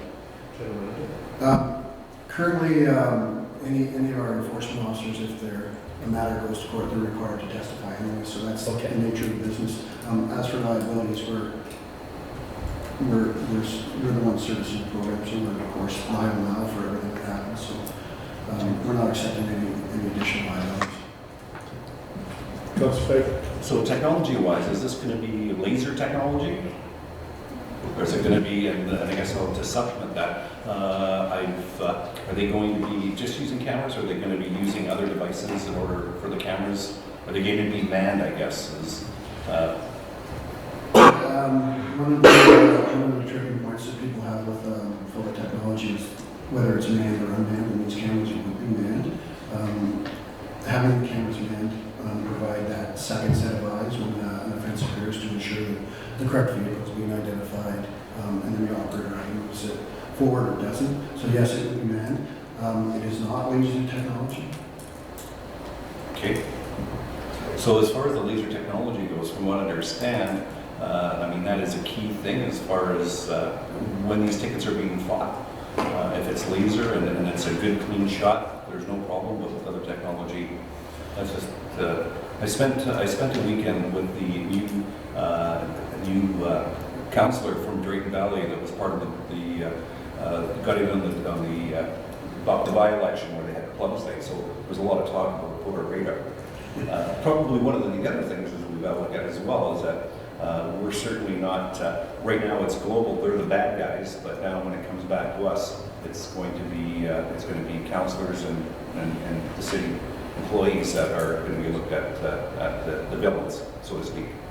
Well, I think whether we engage a contract or not, it's our program, and we should be responsible for it. Global is a contract provider, and they're responsible to us for how the program operates. So those complaints would come flow through the public safety department. And I think that probably we could be a little more responsive in certain areas. Councilor Baker. Thank you, Worship. To my council friend, it doesn't matter, you're in trouble, it doesn't matter, as soon as you introduce it, you're in trouble. Depending on the law, if the law doesn't change, say it stays the way it is, and if $400,000 of that fund's not 8 or 6, but even 4, stays in the community, rather than going out somewhere else, and we take those funds, and I like what you said in the report, we're going to put it into a trust fund or a dedicated fund or whatever your wording was, for safety equipment. We used to have a lot of reserves for specific things in the city, and somewhere along the line we decided we were going to get rid of a bunch of them. And the money just kind of goes somewhere. But I like the idea that if we do go with this program down the road, that some of those funds go back for fixing up crosswalks, cross lights, walk lights, and we got them all over the place. Sidewalks for safety, whatever you want to put them to. But that's the real positive when I read this report. Because we have areas of the city on major highways where there's no sidewalks, for example. And you see people walking along Highway 17. I know someday when we get that twin road, you'll have sidewalks, but that's a real positive. And the rest of the data will come forward in due course. But the positive is the money's not going out of the community. The fines that are levied are not set by the city. They're set by the province, I believe. That's correct. The fee paid to the province is set by the province. And that covers court costs and anything else, and collections. I don't know if that would stay the same. The collections now are collected at the courthouse, correct? So the victim of crime and the retention, that's what the province takes, and they're responsible for collections, and then they provide the city after they've taken their revenue. I think that it's a good place to keep some of the money in the community and apply it to the safety in our community is a really good thing. Councilor. I think one of the big factors that I learned here this weekend was how they're placed, and I think that people feel that when they're put in very vulnerable positions with traffic, when it's 80 and it's dropping down to 60, it's people have problems with that. If it's in school zones and done in a tasteful and with safety in mind instead of money, I think that that would be the best way to go. Director. Yeah, I just want to provide some clarity, and I'll go back to Councilor Torrenson's comment earlier. When we looked at it from a high level of what the program is right now, we weren't anticipating the loss in revenue in year one. We were able to cover the cost of the new infrastructure we were needing to purchase in order to take the program over. And then after year 1, year 2, year 3, year 4 is where we see the larger benefit from bringing it in-house. Number 2 is we currently do have a photo radar program within the community, so we're not asking to bring a new program in. It's an existing program being offered by a contractor. We feel we can run that better. I think we can look at things like what Councillor Faglin is talking about with placement and focusing on our high-risk areas such as playgrounds and school zones, and implementing a better program that will be more useful for the residents of the community. Councilor. If I could just add, I think the reality is that traffic is a significant concern in our community. I spoke with one of the bus coordinators yesterday, and they were involved in a hit and run where they were parked, the other vehicle lost control, slid into the side of the bus, moved to the side, and then took off because they have cameras that are on the bus, they're able to identify fully immediately. And you would think people understand that. When I drove bus, the first time I drove in the city here as the backup bus driver, 2 or 3 people went through the bus arm. And so, I don't think we can do enough around this whole area to remind people that they need to slow down and be cautious and take safety seriously. One of the other things too is when we looked at the program, what we're introducing is a like for like, so what is Global providing right now, and that's what we're looking to replace it with. As we build on that program, I think there's lots of opportunity for permanent light cameras in certain situations and intersections that will help improve the safety of our community and the traffic flow through the community. Thank you, Director. I think that's really what it comes down to. One of the major issues here is it is simply a business decision that we're being asked to consider at this point, and to whether to move to council or not. I guess the other item that was of interest in the news article that I read over the weekend was the RCMP stated you could put more uniformed officers on the road, but we know what that costs. And certainly at the end of the day, it's still an individual's decision whether they exceed the speed or not obeying the traffic laws. So, respective, it's in the ultimate responsibility lies with the individuals behind the wheel, whatever choice they make from that perspective. And if you break the law with an RCMP officer or a city police officer, bylaw officer, or photo radar is there, you stand a chance that you may have to pay the price. And that's really what it comes down to. Any other questions or comments on this information? Because I believe Administration is requesting the council consider that we bring this forward to the future council meeting for a decision. I believe we have till July before we have to revisit the contract with the current provider. Is that correct? The current contract provides for 1 or 2 year extension, and it expires on July 31st of this year. So we would request that this come forward perhaps at the June council meeting. We would also, I've heard council's discussion, and we will make sure that we provide a more robust business plan for it so that you'll see the proposed costs and so forth, and return on investment, etc. Okay? all right. So I look to council for Councilor Biochemical. The council directed administration would bring city operated automated photo enforcement forward to the June council meeting for decision. Seconder? Councilor Buckingham. Any other discussion? This is Barb raging across the council chamber. I'll call for the motion. All in favor? Opposed? Carried. All right. Do we want to move to 5.1 to follow on to this discussion then? It follows along. Okay. And I'll ask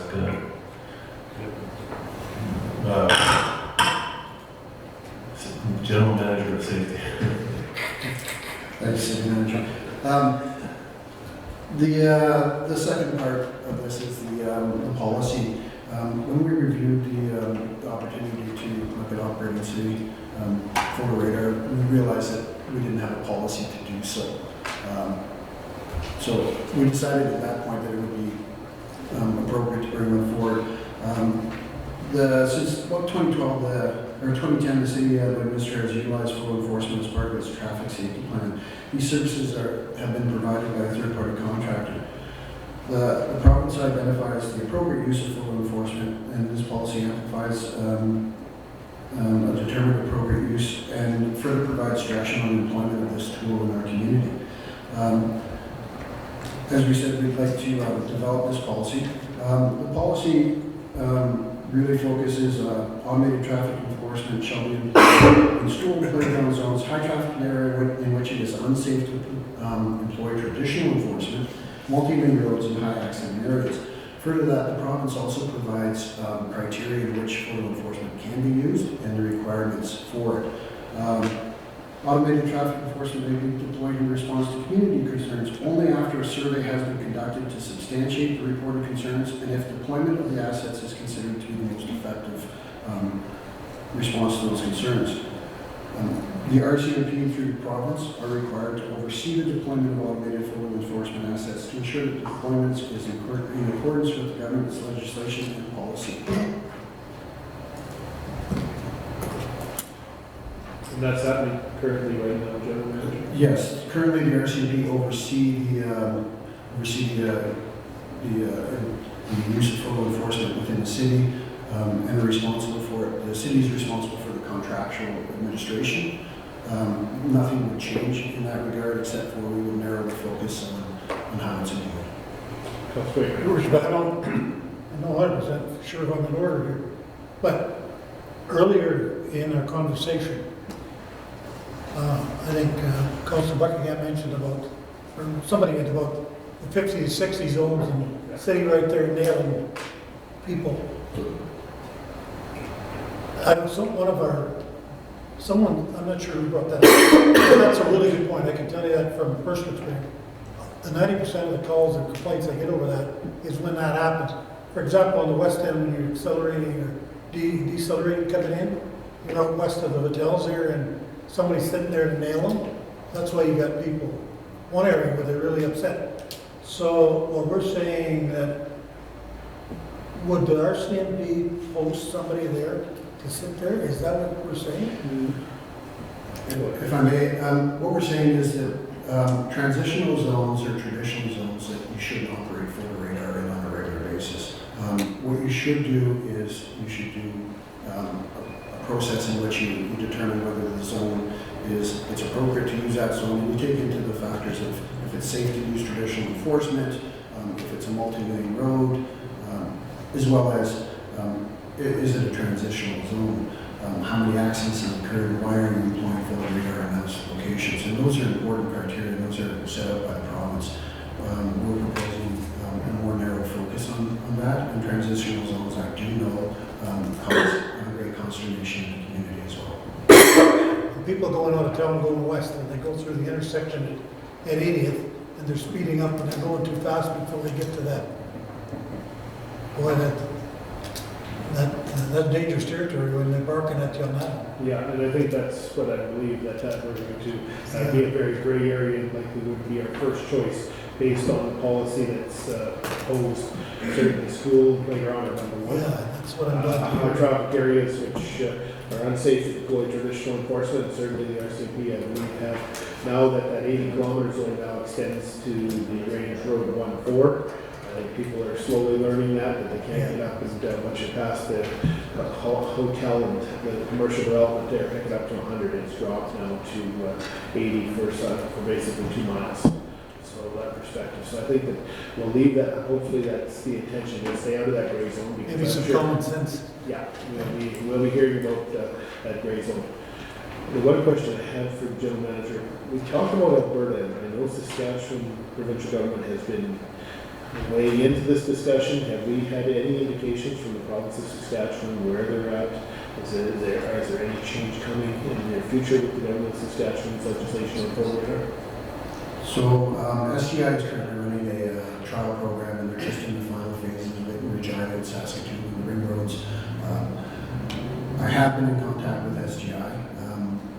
They're holding their cards pretty close to their chest. They're not willing to release any of the results of the survey. I know Saskatoon and Regina are very pleased with the results.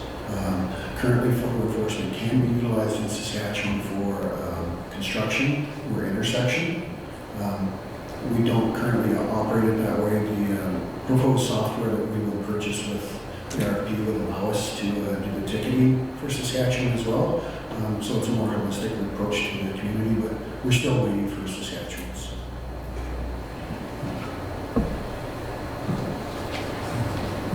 Any other questions for administration on this matter? So I imagine administration is looking for some direction because this will be a policy that will need to be to city council to be adopted, subject to approval. I guess we should have a policy no matter what we have. If we have a contractor or not, there should be a policy that we're lacking. So I'll look to council for direction. I'll do that too. Council directed them to bring automated photo enforcement policy to the upcoming June council meeting for a decision. Seconder? Councilor Morrison? Any discussion? All in favor? Opposed? Carried.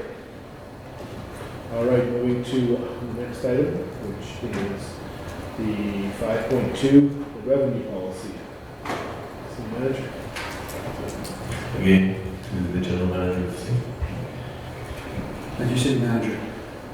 One of the other policies that we looked at, and some communities are doing this, is focused reserves for photo enforcement revenues. And those focused reserves should be for safety-oriented items. So we come forward with a policy that Annually, 50% of automated flow enforcement revenue will be placed into a reserve fund. Projects wishing to access these funds must meet prerequisites of the policy and provide a project overview with details and the level of support that is being requested for the project timelines and what the direct or indirect benefits to the project would be. After receiving qualifying requests, the council will determine which projects will receive the funding and the amounts to be distributed. We're proposing within the policy that the priority be given to speed notification signs, traffic calming, crosswalk, educational and safety initiatives such as school-based educational programs, Vision Zero programming, parks and recreation, improvement of parks equipment, and community recreation facilities. And we are proposing that because we believe that that has the greatest impact on our community from a broad-based perspective. Questions or comments, Councillor Thorson? Thank you. I just had a quick question. In this policy, the way I'm reading it, we're going to be, we're intending to initiate programs internally. These aren't programs that we're going to be opening up externally or anything like that, based on the wording. The intent of the wording is that if there's an opportunity for an exterior group to come forward, and if the council so chooses, as long as it meets the requirements of this policy, there would be that opportunity. Okay.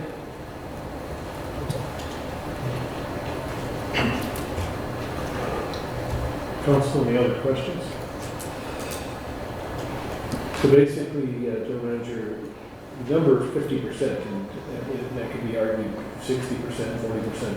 Is that going to basically be almost potentially cost recovery, the first 50% of our cost to operate the system? And in essence, would that be, because it's going to be a budget item as income, but it's also, there's a budgeted item for expenditures to operate the photo radar system. Is that going to be a fair estimate to say that we could, whatever proceeds come out of photo radar, very likely will end up going back into the community and safety program? This is 50% of their revenue, and yes, we felt comfortable with the 50% number because we felt that we would still be able to operate the program and ensure that those monies would be set aside. So, Your Worship, I guess I was kind of wondering whether you were saying 50% of the net revenue or 50% of the revenue overall is the question. Yeah. And It's the net revenue. it's the net revenue. I think it's net revenue. That doesn't say net revenue in the policy, but I think we should add that word and we want to adjust that. Yeah, because if we have to give up 50, if we're going to, the province, it takes their chunk of the pie. We could probably spell prerequisites different too, but just for the evidence. Nobody wanted to use the word profit. I hate to use the word profit in this case. Excess. Reflects the excess speed travel. There you go. Councilor Thorson, did you have to that? You're good? All right. Again, any other comments, Council? Any questions that we want to ask? Because this is a policy that's not currently in place. Well, with that, I'll look to Council for direction. Sure. Councilor Buckingham. The council direct administration to bring item 5.2 to the June council meeting for decision. Seconded, Councilor Bacon. Any further discussion? All in favor? Opposed? Carried. Thank you, Council. Thank you, Administration, for that. Moving to item 5.3. This is a draft bylaw 14/2017 procedure bylaw, which we indicated earlier that is an update to the current procedure bylaw to reflect the GPC, and I'll ask Deputy City Manager to respond to this. Thank you very much. And in terms of going through the details of the procedure bylaw, I would ask that Doug take off his public safety hat, put on his city clerk hat, and walk council through it. City Clerk, welcome back. Thank you, Deputy Manager. Your Worship, So on April 10th, council directed the city clerk to make changes to the procedure bylaw to align it with the new governance model that was recommended during the 2017 governance audit. After review, the bylaw allows for a new governance model to function. However, since the procedure bylaw had already been amended multiple times, administration felt it was the best option to refresh the procedure bylaw and ensure that the bylaw aligns with council's vision of the new governance model. To ensure the alignment with the new governance model brought forward by council, the new procedure bylaw was needed. The next step for the GPC community to direct administration to make changes to that bylaw in bylaw 14-2017 procedure bylaw to the regular council meeting on June 12th for the first reading, and this would allow the new procedure bylaw to pass third reading on the July 17th meeting. The procedure bylaw, some of the highlights of changes to the procedure bylaws. New bylaw provides a streamlined and clear process for council and council committees. Significant changes to the new bylaw allows the bylaw to create any committees that they wish. The old bylaw allowed only for the committee of the whole. It sets out a clear process for inaugural meetings, which includes oaths and the role and duty statements, and sets out the procedure for organizational meetings, which the old bylaw was silent on.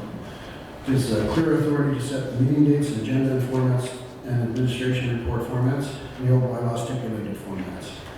Sets rules regarding the consent agenda, and the old bylaw was silent. It regulates motions during committee meetings, and the old bylaw only addresses committee of the whole. Thank you, City Clerk. Certainly, you brought together identified a whole bunch of things as well as the updated changes in the bylaw and the cap. So, any questions or comments for the City Clerk, City Manager? Councilor Baker.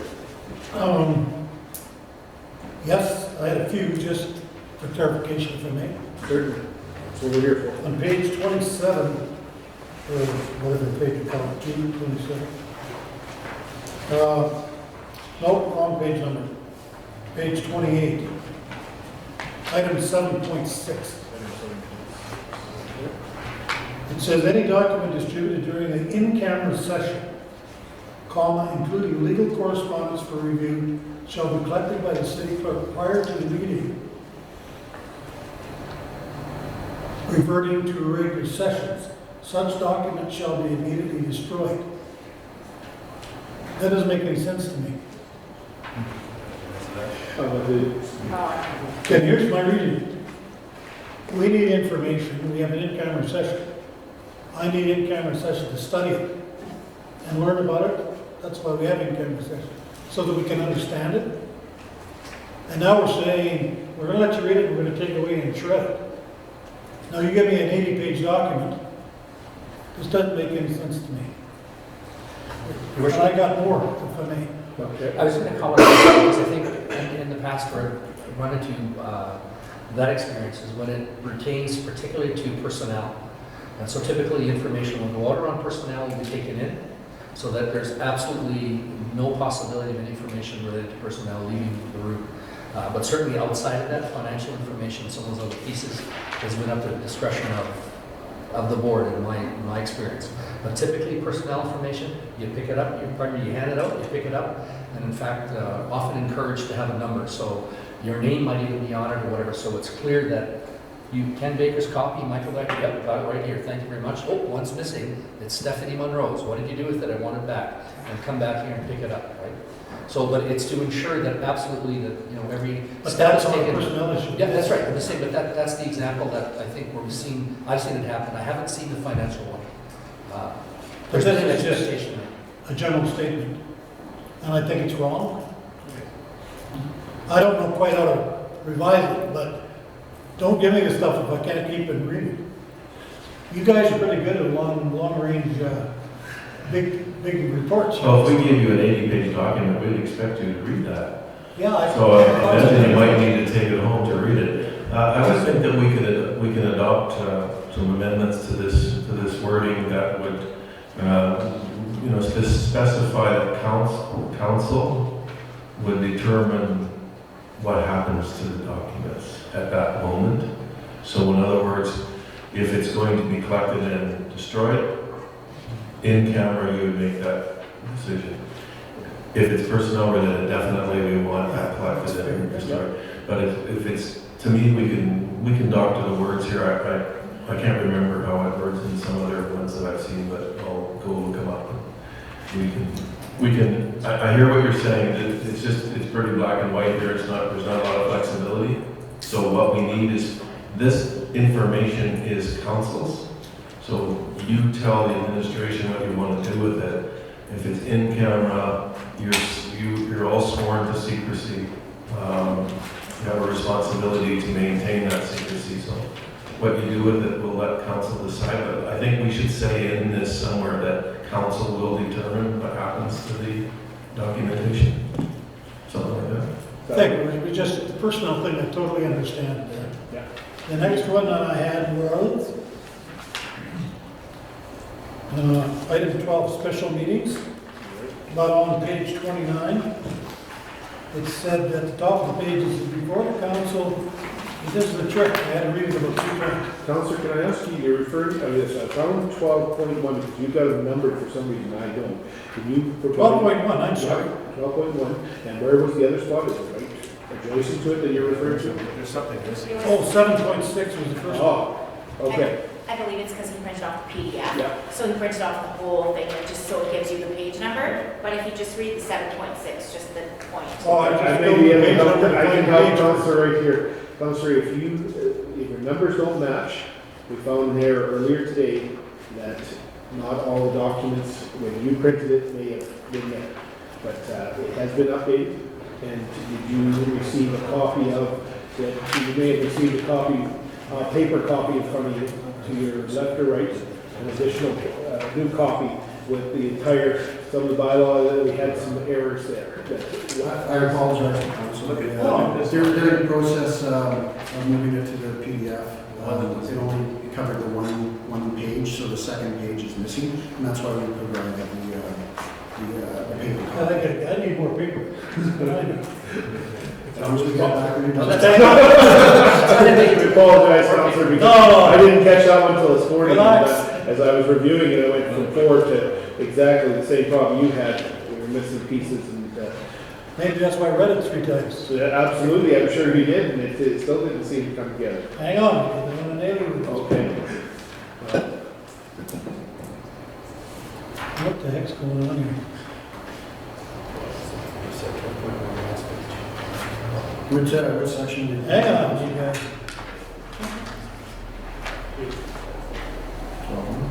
What's going on here? Well, then I guess it's 15 I'm looking for, or something. Anyway, this is what it says in my copy you sent me, Okay. wherever it belongs. On the top of the original page 29. Okay.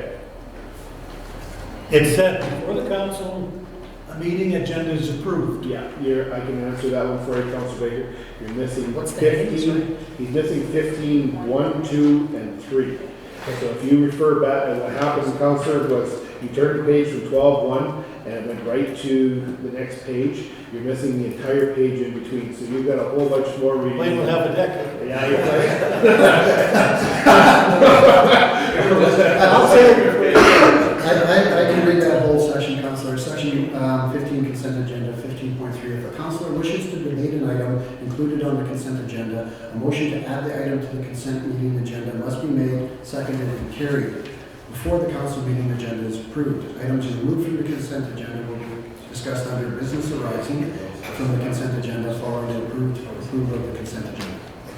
Okay, the trick is, before we approve the agenda, you're gonna have to kind of take it easy when you hit the agenda, because if we have to go to the back of the agenda to make that amendment before you bring in the main committee agenda, right? Right, but I think if you take a look, Counselor, this item number 15 is all regarding the consent agenda. That's what seems, without, you did your homework very well, but. All like you said, you only had half the cards to play the game with. And I apologize as well that it wasn't caught sooner when the PDF was loaded. Because I was going through and I went from 4 to 7 this morning, and I went, either I wasn't doing something right or I didn't go to school in the right place. It's hard to do this when you're watching a hockey game. Well, I can believe that. So So there is several amendments. You might have several items, and the new edition is the full edition that you have in paper as well, that is online. And once again, I That- apologize for that. No, that's okay. Okay, 21 on my old document, can I go to that, Your Worship? You certainly can. Motions. Okay, under 21.3, and I asked this as a point of order, not in this meeting, No. but it happened in the past in this council chamber. The following motions are not debatable by council. It's item E is the one to challenge the ruling of the mayor. Now, for many years, I don't know what the charter says, but the city clerk in my past history would rule on the legislative legality. I just don't know what it means to challenge the ruling of the mayor. As the mayor, I believe, as the chair.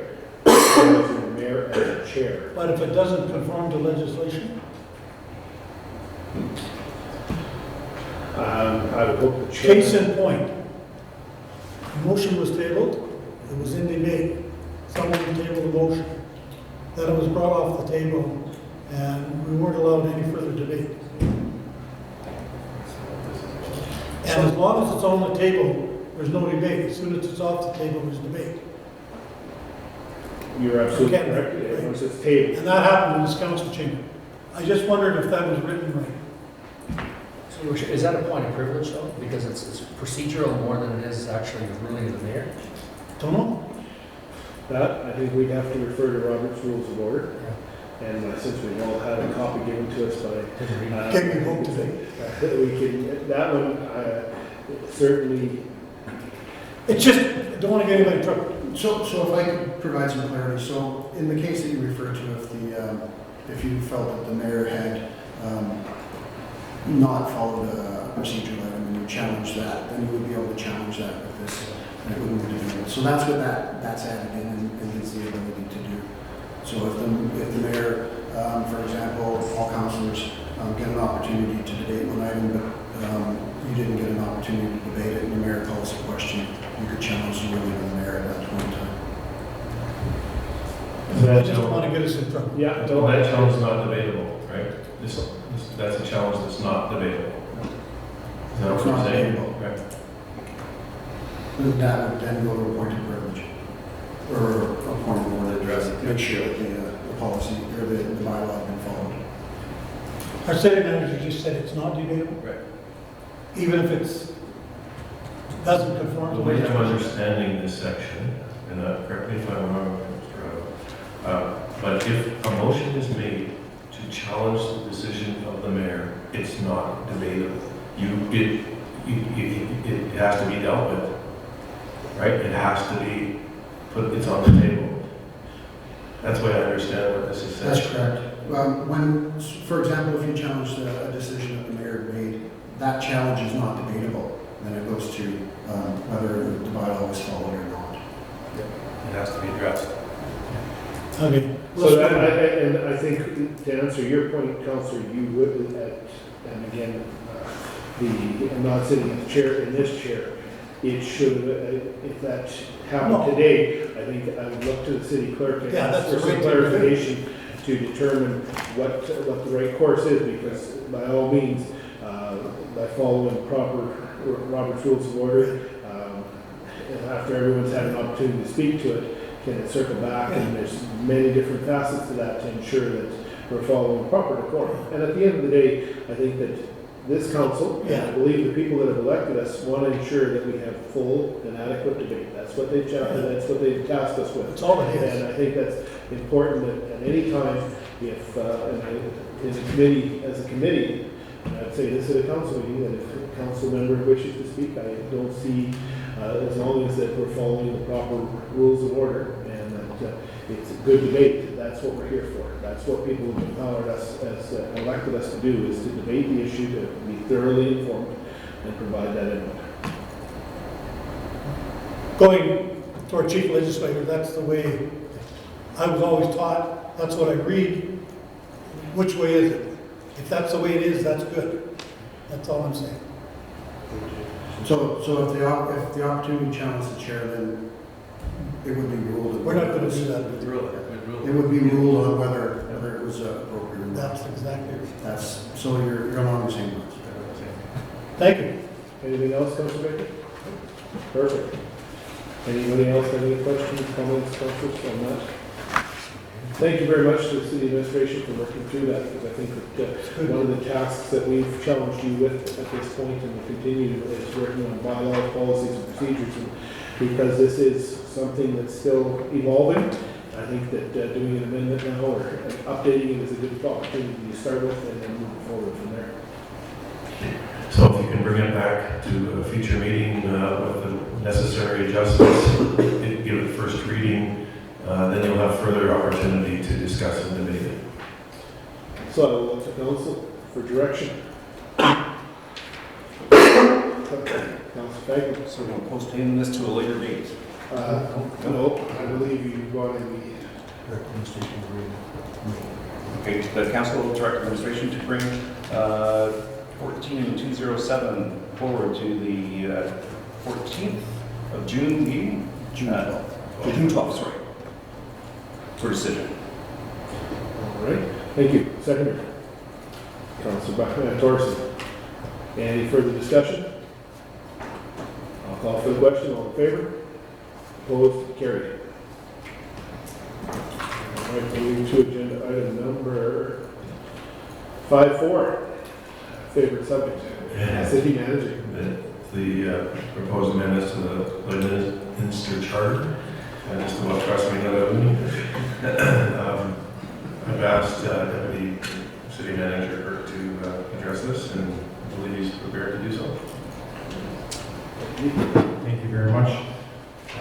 This piece of work has been a collaborative effort of administration and key community partners. Essentially, the Lloydminster Charter was last updated in 2012, and we are looking to make a request for a review of this charter, and we've attached proposed changes that identify the current wording within the charter and what we are proposing. The Legislative Services team has done a really good job to make it quite easy for both provinces of Alberta and Saskatchewan to review these specific asks and say yay, nay, or propose alternative wording that may achieve the same result. And so this matter is being brought forward for consideration of council to have a look at prior to being considered at a council meeting. And so if there are any questions around the specific changes that we're requesting, we would invite some discussion around this. Thank you, Deputy City Manager. Councilor Buckingham. Thank you, Worship. None of these things go anywhere or mean anything until there is an order of both provinces, correct? To actually open the charter. That's true. So I'm a little unclear what. So the recommendations we're going to inevitably make, whichever form we make them in, before we can actually get anything there, both Alberta and Saskatchewan have to agree to open the charter to begin with. Yes, that's correct. We can, if the city clerk can describe the process of the section of the charter anticipates that we have the opportunity to make a request to have these items reviewed. And so that's really what we would be asking council to make that formal request to have these sections reviewed. You don't think we'll meet any resistance in asking to have this opened? Well, I think one of the important things is that the charter contemplated council's ability to make this request. And certainly over the last number of years, there have been substantial changes to the Municipal Government Act, the Cities Act within Saskatchewan. In conversations with both government relations in Saskatchewan and municipal affairs. When administration has brought forward these concerns and how those changes in provincial legislation are impacting our ability to provide seamless services in Lloydminster, we are referred to this section of the charter that enables us to make this request. To date, in the absence of making this formal request, it is a lot of talk. And so this is a formal way to start the process. Is there more wonderful opportunities / detriments that we risk by opening this provincially? Are there possible negative implications to opening up the charter? From your experience, because I don't have any when it comes to the charter and what all it means once we open it. It's a very valid question. What are the risks? I haven't anyways analyzed the risks of opening up the charter. I think some of the recommendations that are made make sense, that it's whether or not there is a risk associated. We may wish to speak with our MLAs or someone in government who might give us some feedback on that. And that's my concern with it, is that, have we actually looked at the risk factor to doing this? That concerns me. That's a very good question. Councilor Baker? Your worship, somewhere in the past, when you asked to open up the charter, you would list the 1, 2, 3, 4 items that you wanted to amend, and that would form part of your proposal to make changes to the charter. Just because you open it, if the provinces want to open it, they will open it, as far as I know, and do whatever they want to do. I think it took about 12 years to get it open one time. To look at the history. I have a couple of, if you're okay, Councillor Buckingham, I have a couple of questions though on this. Certainly, as good a time as any, Councilor. All right, I'm on the right page, 35. On the bottom right-hand corner, it says, Added Libraries Act as the charter was silent. That scares me. I've been on the library board, and there's always issues between the two provinces and the library. What did we add? I'll let Director Stang comment on that, please. Thank you, Mr. Chair. The current charter doesn't speak to which legislation or which Libraries Act applies in Lloydminster. Therefore, wherever the library is on either the Saskatchewan or Alberta side of the border, that is the Libraries Act you will follow. What we're looking to is to have that charter speak to the Alberta Library Act, and therefore, no matter where the library would be placed within our community, it would fall under the Alberta Libraries Act. You answered my question. Thank you. That one, and the other one was, and our deputy city manager is familiar with this one. The Privacy Act, or Marie, maybe you are. I'm just on page 36, under item section 11, where are we here? It's under F at the top there, 3F. We're talking about the Saskatchewan, or notwithstanding Freedom of Information Act, and then over in G in the next column, the Freedom of Information Act, Protection Act. I got myself, I'm just not sure where we're going there. Like, what am I reading there? On the Freedom of Information. Is one from one province? If I could answer that. So if you look at F, it says, notwithstanding the Freedom of Information Privacy Protection Act, or Protection of Privacy Act, Alberta, the local authorities' Freedom of Information Protection and Privacy Act would be the one that would apply. That's what we're Well, seeking. is that Alberta, Saskatchewan? That's Saskatchewan. That's the current one we follow. And where is that lodged in the charter now? No, I don't need the number right now, but is it in the charter that? Yes, it's currently in the charter. Right, that's called one, if I'm correct, city manager, is what's currently in the charter. Well, I mean, That well, on the it's not, spreadsheet here. just so we know. Yeah. And if I, And I guess administration has to advise us which province we want to be in. Oh, that's right, that's what this is about, and I think what's happening. What's happening is that we were looking at the two different pieces of legislation and finding one is more effective than the other, and we would prefer to have it cover the city rather than the other legislation for covering the charter. And I think just to add to that, what's going on here is section 8.3 describes within the existing wording of the charter those acts that apply to the whole of the city of Woodminster.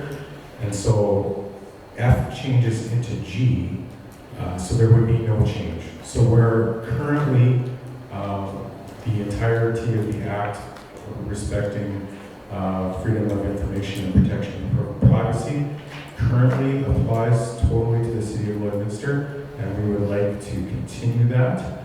And where we've added an act is under the water regulations, the Environmental and Protection Act, so the new F. And so essentially what that does is seamlessly provide regulation for environmental considerations in planning, specifically related to storm was the issue there. And so that's the addition, is that we want the water regulations as they apply in Saskatchewan to apply to the entire city. And so seamlessly, F just turns into G. There would be no change in which privacy act that we are recommending that we follow. But you haven't recommended the Privacy Act? We've recommended that we would not change to then Not follow the other, that we would continue to follow the Saskatchewan Act. And on any of these items, if City Council were to want additional rationale for any of those decisions, for example, this one, we would certainly provide rationale for why are we not proposing to change. I just wonder why we're over here. Yeah, I think so. With this one, the little nuance would have been to just add, instead of adding F, what we could have done is just said A to G remain the same, and we're adding H, and that might have been a little bit more clear. No, it's just me. But very good question, and I think in terms of risk, I look at risk through two lenses. One is, what is the risk of getting something we don't want through the process of having the provinces review? I think that's really what Councillor Multingham is getting at, is what is the risk that we get something that we don't want out of this? I think the other risk to consider is what is the risk of not getting what we do want? And that's something that we can, through that lens of benefits and risks, when this comes back to council, trying to anticipate what risk is through both lenses. Yeah, that's exactly summing it up perfectly. That's what we're here for. Right? It's the debate of it, figuring out which risk lens in your wording you want to look through, and you have to look through both. So exactly what is that? I think that's a great question. Just the last one is that policing section on page 39. Yeah, in section. They make reference to a section there, prohibits Saskatchewan from funding policing service in the city. I don't follow that one. We were funded for years. We got a certain amount of funding for years. And then here in the last year, we're told, well, the charter won't let us fund it. I don't know what's going on. I'll let the director say. Yeah, thank you, Mr. Chair. When the city was, the Lloyd Lloydminster detachment was located on the Saskatchewan side. We were a F division detachment, and we did receive direct funding for resources. When that detachment moved over into K division, that targeted funding was no longer applicable. One of the reasons that my understanding was because the charter didn't allow them to provide funding, or step in if I'm misspeaking. So what we're trying to do is get the charter amendment to help facilitate and ensure that our charter does allow Saskatchewan to provide funding support to the city of Lloydminster for RCMP policing services. That's good. Yeah. It's very good. Doesn't make any sense. Somebody followed the legislation that caught us. That's one of the challenges of the legislation. Councillor Torres. Thank you. Thank you, Your Worship. I just have a quick question, and this is based on a relatively anecdotal story someone gave me about doing petitions. And at the time, they told me, and I could never find this in the charter, that you required a commissioner of oaths when you were signing a petition, and that particular petition required a commissioner of oaths from either side of the border. Is that factual? Because they said that they were considering doing a petition when the casinos were coming up, and after a decision was made. But then they decided not to because of the difficulties with needing a commissioner of oaths from either side of the border present while someone was signing. Is that made up? It could be. I'm not aware of that provision. The difficulty with petitions are there are some onerous things that they have to reside in the city, they have to provide an address, they have to sign. There has to be a witness on each page. The question has to be at the top and bottom, but I'm not aware that they have to be sworn by a commissioner of oaths. That's fine then. I was just making sure that we weren't still leaving a goofy loophole that made it impossible to actually do a petition if you wanted to, so that individuals and residents still have the option of doing a petition if they'd like to. But yeah, I'm not sure. I could never find it afterwards, so I thought maybe it was some sort of, I don't know, something that just wasn't in there. I'm done. Councillor Dutch. Yeah, Your Worship, the section on the education section in particular is, again, interesting for me because I think that the last time we did the change to the charter, they made a change to this particular clause which allowed them to do the amalgamation, which we had absolutely no clue on. So I guess from the city's perspective, our due diligence on some of these clauses is going to be even more important to make sure that as changes are made, it's literally a comparison of one document to the other to ensure that some other hands don't start changing other policies in there unbeknownst to us. I think as well, I think in the past it used to be that the boundaries for the Lloydminster Catholic and Lloydminster Public School Division were contiguous with the boundaries of the city of Lloydminster. Notwithstanding that, we accepted students both from Buffalo Trails on the Alberta side and I guess, what's it, I forget what it's called. That used to be Battle River School Division on the east, and now it's, what is it called, Northwest School Division. And so we do accept, with the context of the city, students being bussed in. And I know that it is actually a bit of an annoyance. They'd love rather for their kids to go to existing schools because they have underpopulated small rural schools. On the other hand, for them to haul students who exist, literally 100 meters across the line in some of the acreage developments, it makes no sense for them to be transported for 40 or 45 minutes. Pardon me, to Newberry or Titscotty or wherever they opt to go to. So as I look at what's being written here, I think there's a cautionary piece there relative to the impact, because I think it would have significant impact if all of a sudden legislators wanted to say it is the border, that's it, that's all you're going to get, and everybody one way goes that way and on the other side goes the other way.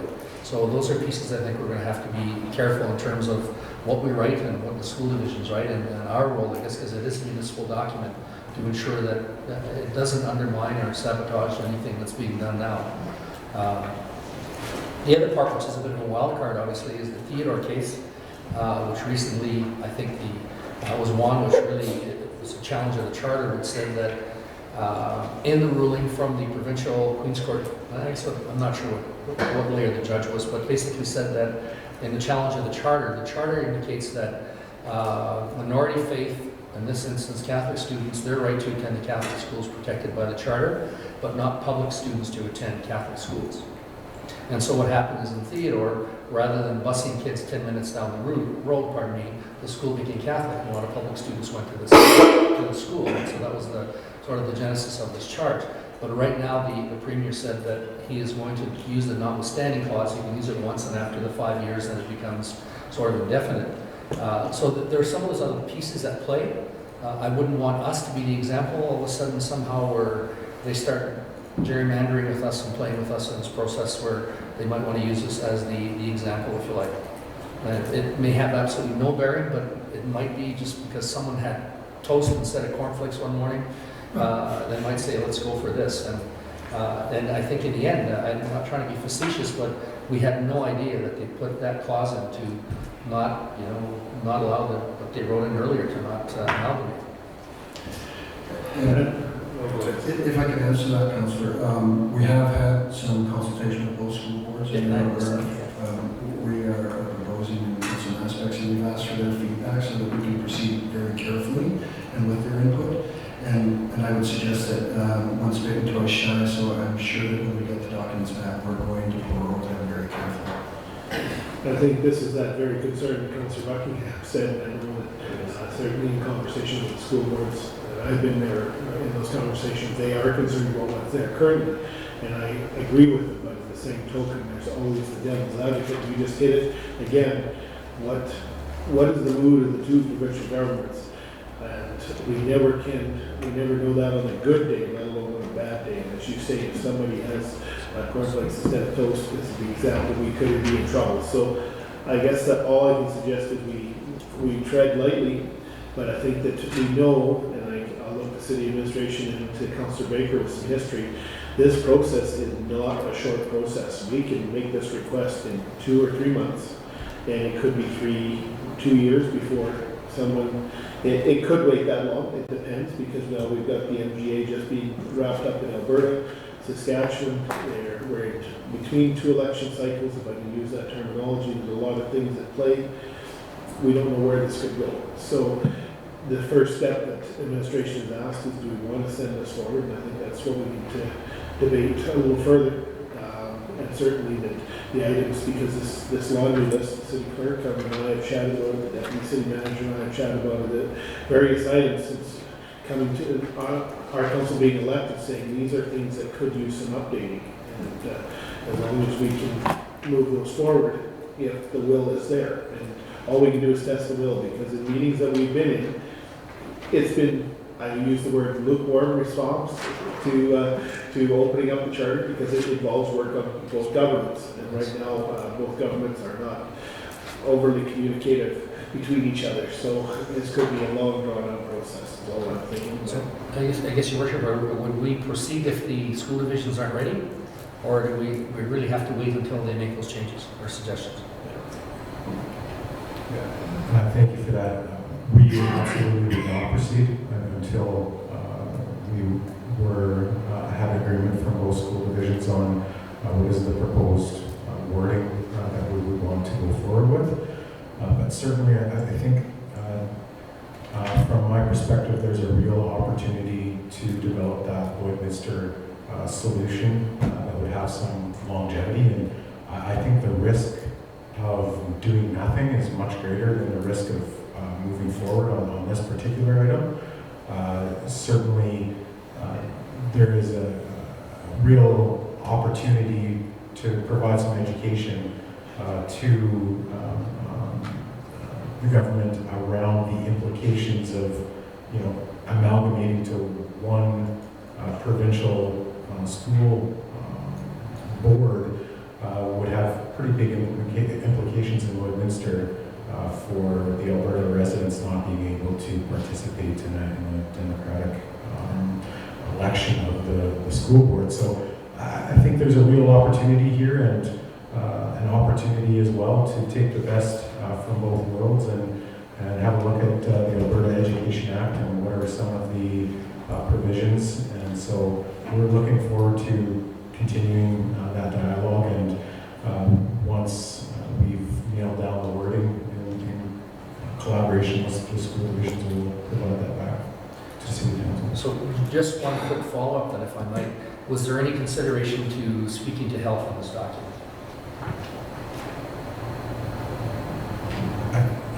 That is a great question, and I think when we look at the bi-provincial issues of the city, some of those issues can be resolved through the tool of the charter, and we have not looked at health, but if there was an opportunity to use this legislative tool to address an issue of inconsistency, that would be another opportunity. Yeah, certainly, I just say personally, I'm not real happy with the changes in terms of the impact it has, the potential it has for how health is run within our city. I can say that the service you get to the hospital, the individuals give you their absolute full attention and the best care that they're able to give. I think certainly though in the past we've seen challenges around how funding is distributed, how it's relayed out, and even our discussions we've had with them in the ambulance services as well. So those are examples of some of those pieces that get lost somehow, and if the charter can somehow clarify that, that might be something we should look at. If I can intercede at this point, just chatting with the city clerk. The charter refers to, but it doesn't dive into healthcare. So it mentions the Public Health Act of Saskatchewan, Public Health Act of 1994, Residential Services Act. It refers to some Saskatchewan acts, and I believe that, but it doesn't dive in like that education portion, and it actually spoke to education. It's very loose, if I can use that term, not even really scratching the surface of healthcare and any provisions of healthcare in the city. So that's what the charter does not do. And certainly in discussions with people, I think people often believe that the charter has a lot more meat or a clause to it than it has. And in this case, healthcare is a provincial matter, and we get caught in the middle because we, as the local representatives elected by the residents of the entire city, they have expectations, and we hear about it, and we have no control whatsoever. And with healthcare in Saskatchewan, again, up for discussion and being adjusted accordingly, a new process that we're all waiting on patiently to see what the new board looks like going to one board. It leaves a lot of challenges. I think that outside of the council chamber, we can certainly try and send a message from the council chamber, but I don't know where it's going to go because there's still trying to decipher that currently right now, because a lot of residents ask me what should we be doing as residents in our city for healthcare. And I don't have an exact answer by any means to try and resolve some of the issues. Certainly starting with our MLAs, because that's the message back in the Legislative Assembly that pays for direct healthcare. But we don't have an answer right through the charter today. Any other discussion? Based on the information, that's the wishes of council. Council Buckingham? Signature, I'd like to hold it in the raise my hand. The council direct administration to bring back further information on item 5.4 of the charter amendments at a later date. Okay, would you like to you think we can put a time frame to that? Sorry, we got a motion. I would look to administration for the recommendation on the time frame they would like for that. Well, one thing we have to wait for is the two school divisions to respond. So we'll bring it back once we have received word from them. So we'll just defer this until we have that information. Okay, I'll accept that. That's good. All right, seconded. Councilor Monroe. Any further discussion? All in favor? Opposed? Carried. Moving to item 5.5. Yes. Mr. Chair, proposed road closure, fast gas. We'll ask our operations director to respond to this one. Thank you, City Manager. Mr. Chair, Parkland Fuel Corporation operating as fast gas at 57th Street and 50th Avenue in Lloydminster have come forward with a proposed redevelopment of that site. As part of that redevelopment, they are required under our bylaw to have some extra parking spaces. Administration in the planning team looked at the options for that increased parking capacity, and we're recommending that we close the back lane next to that property, consolidate it with the property to facilitate the additional parking. We certainly had some positive responses out of the neighborhood to the west. In fact, before we started this process, we received numerous calls from people down there that were fearful for their lives almost coming out of their own back roads for people shortcutting using this back alley. We certainly circulated it to the whole neighborhood. One neighborhood person thought that the development would cause extra traffic and more garbage and was not in favor. The local fire chief looked at it and was not affecting the access for fire use. All the external comments were positive. One mentioned some right-of-way space. We're recommending that we allow this road closure to take place, and we'd like to bring this to June 12th council for first reading. Council, any questions? Councilor Baker? No, I just wondered if Dr. Allen will bring it up on the map. Well, and the map is attached as well. Yeah. Just scroll down. I know my little iPad just shut off. Okay. I just want to look at that. I had a question, but I want to look at that map if I could. It's on there. Yeah, just keep That's scrolling even down. better, right? Just scroll down, it's on there, it's on mine. Technologies department's working on it. I guess when they were looking at that whole site, There you go. is that corner at 57th and 50th, like the way they enter that site? They're not concerned about that, eh? No, there will, this is the road closure to facilitate the parking. But how are they gonna get out of there? I believe, I'm wondering, is there redevelopment coming to that property? There is redevelopment coming to that property. From what as I was reading about it, and I wondered the same thing, Councillor, why would they just simply need parking spots? I believe Parkland is prepared to redevelop, but without the parking, they're not prepared to redevelop. So we're gonna see a massive change there. My concern is letter B. Is that that parcel belong to Fast Gas today, or is that the adjacent landowner because he's now gonna lose access to his garage potentially, or? Actually, that is not on the same property, and he is not gonna lose his access because the straight line across that's right at the corner of that garage Yeah. is where will be closed to, and he accesses right in the corner of his property. So he comes down So the this back plan is alley wrong? to the left.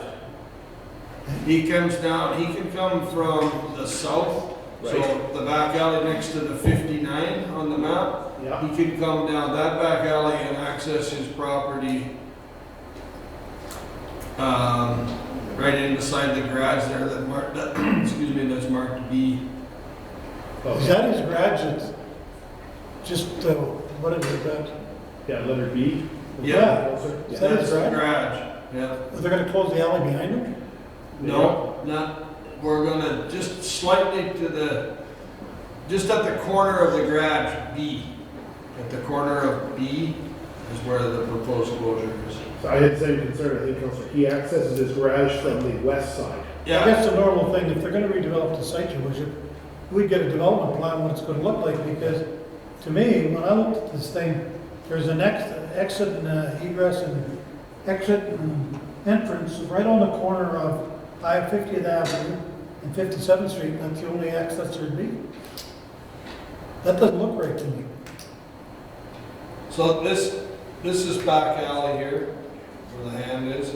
He accesses his property. The gas pumps are on the east side. No, sorry, the Yeah. other. And his doors are on that side of the building.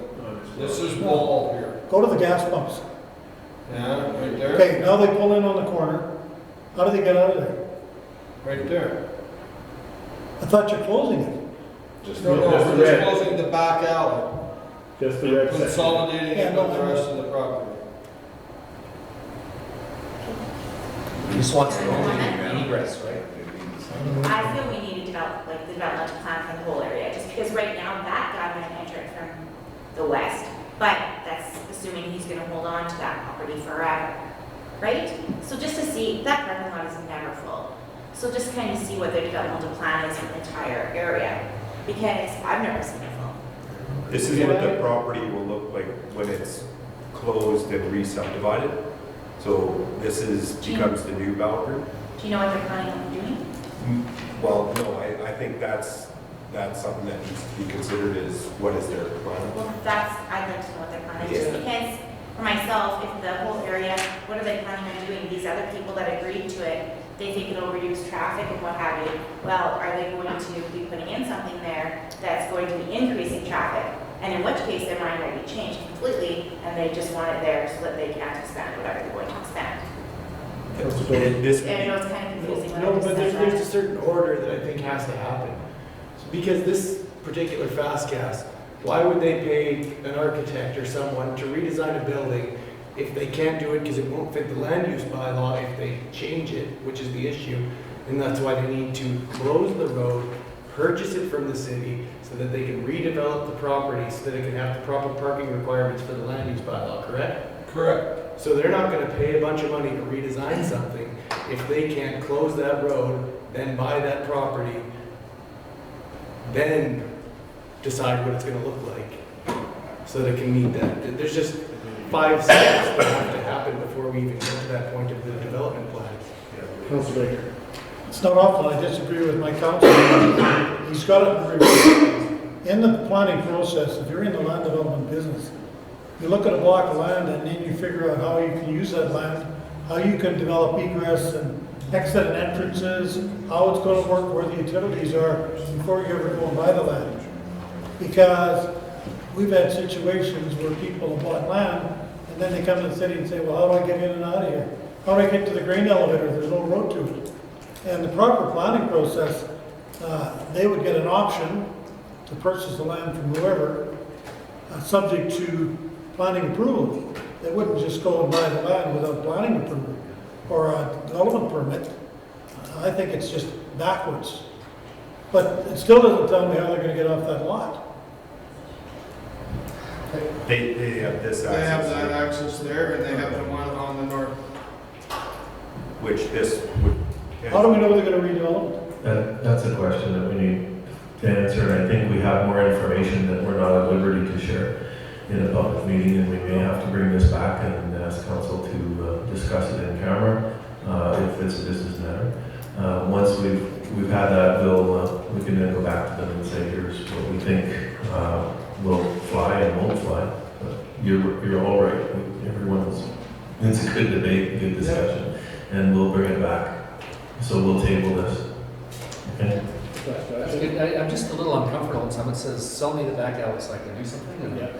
I mean, the city has a plan, there's a road, there's access, there's all this stuff, and I'm going, wow, it's a pretty huge expectation to do that. I know what the development is, I'm just not under. No, that's fine, I'm just saying, but that's the first impression I get, is that it's kind of like, really? Okay, well, I'll just close this street because I want to build a big house. And I get it, there needs to be that subject to all the other stuff, but it seems pretty audacious. And that's what I figured, is there has to be some sort of plan, because no one's just gonna purchase that without having a bigger plan. You don't just say, oh, I'm gonna purchase this land and decide what you're gonna do with it later. No, you know what you're gonna do with it, that's why you want it, right? So, Absolutely, they know what they're going to do with it. So we will discuss it. we'll discuss it and bring it back in a proper format, so then probably seek to go to discuss it privately. Okay. Do you need that in the resolution in city manager? I don't think, we're at that point. Okay. All right, moving on to 5.6.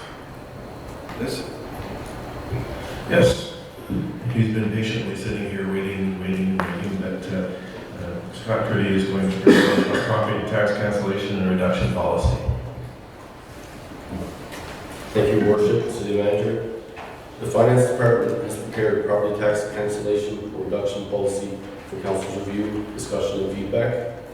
This policy was created to provide guidance regarding the cancellation and reduction of property taxes for nonprofit organizations, incorporating requirements in the Lloydminster Charter, Municipal Government Act, and the Community Organization Property Tax Exemption Regulation. This policy is intended to incorporate current legislation into a formal city policy, allowing the procedure and guides the policy, and outlines the steps approving property tax cancellation reductions. So basically, we've written a policy that kind of outlines what current past councils has been doing over the past few years. And if there's any questions on it, I can try to answer them for you. So you say, thank you, General Manager, how many councils or has it been, was this because the council term, so was this the previous council and their actions, or does it date back a period of councils just for? Thank you, Your Worship. I look back over the roles that are currently getting exemptions. There's 16 of them, and they date back to 2014 was the first year of the exemption for them. Thank you.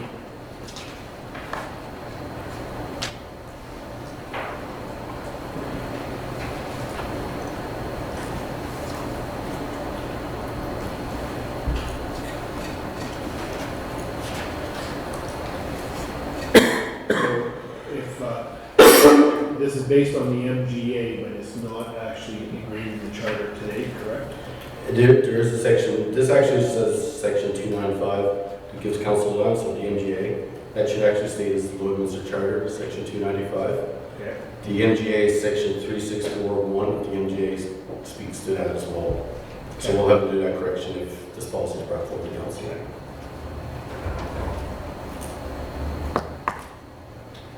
So Your Worship, so churches would be in a totally different category than this, whatever, and have their own policy. Yeah, the churches will be exempt under section 10 Okay. of the MGA. So do we write a specific policy for them, or? No, that's automatically done by the Municipal Government Act, and the charter follows the Municipal Government Act for that. So, Okay. so these are more along the lines of, you know, Requesting that? yeah, request that boys and girls clubs, things of that nature. Councilor. Your Worship, just a point for information. I believe under the Act, I don't know which Act, but the churches are exempt, but they can only hold so much land. Right. Like, they can't buy 50 acres and sit on it. There's a limit on that. Yeah, that's correct. Thanks.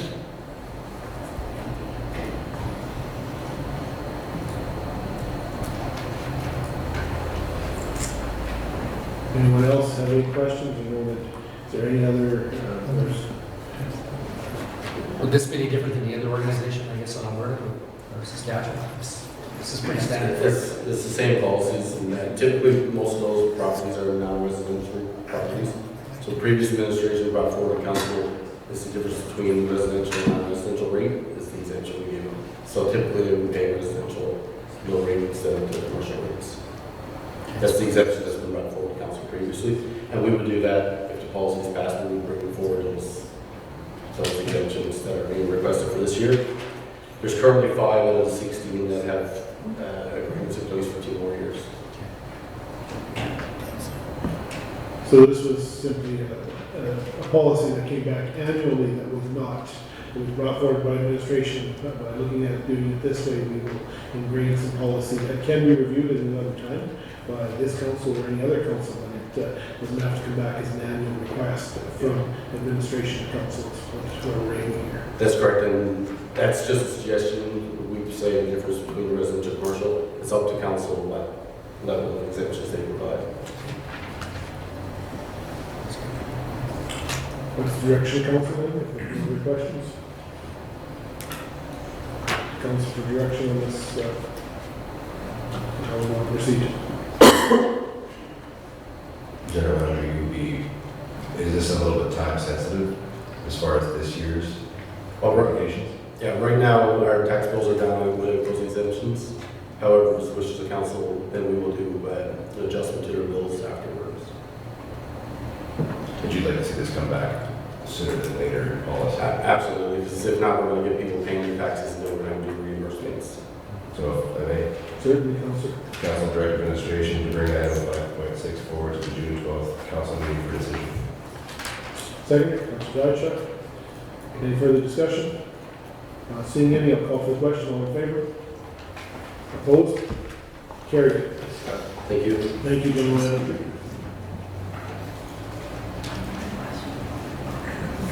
5-7, to the city manager, strategic plan. Yes, thank you, Mr. Chair. The draft policy for strategic plan, to provide council with a draft copy of the strategic plan policy for their review and direction. To date, the city will administer has not developed policy and strategic plan. Without this policy, administration is limited to understand the goals and objectives of the city council.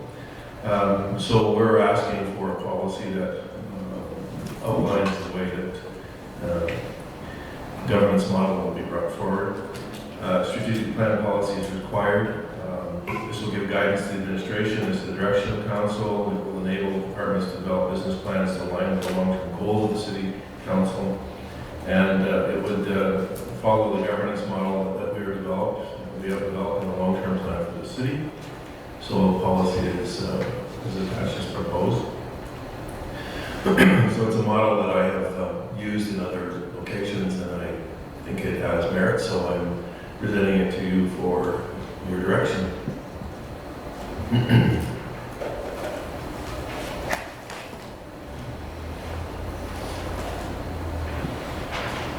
It's a foundational piece. It's basically sets in motion that we're going to do strategic plans, and here's how it's going to be laid out, who's responsible for what. Any questions, comments, council?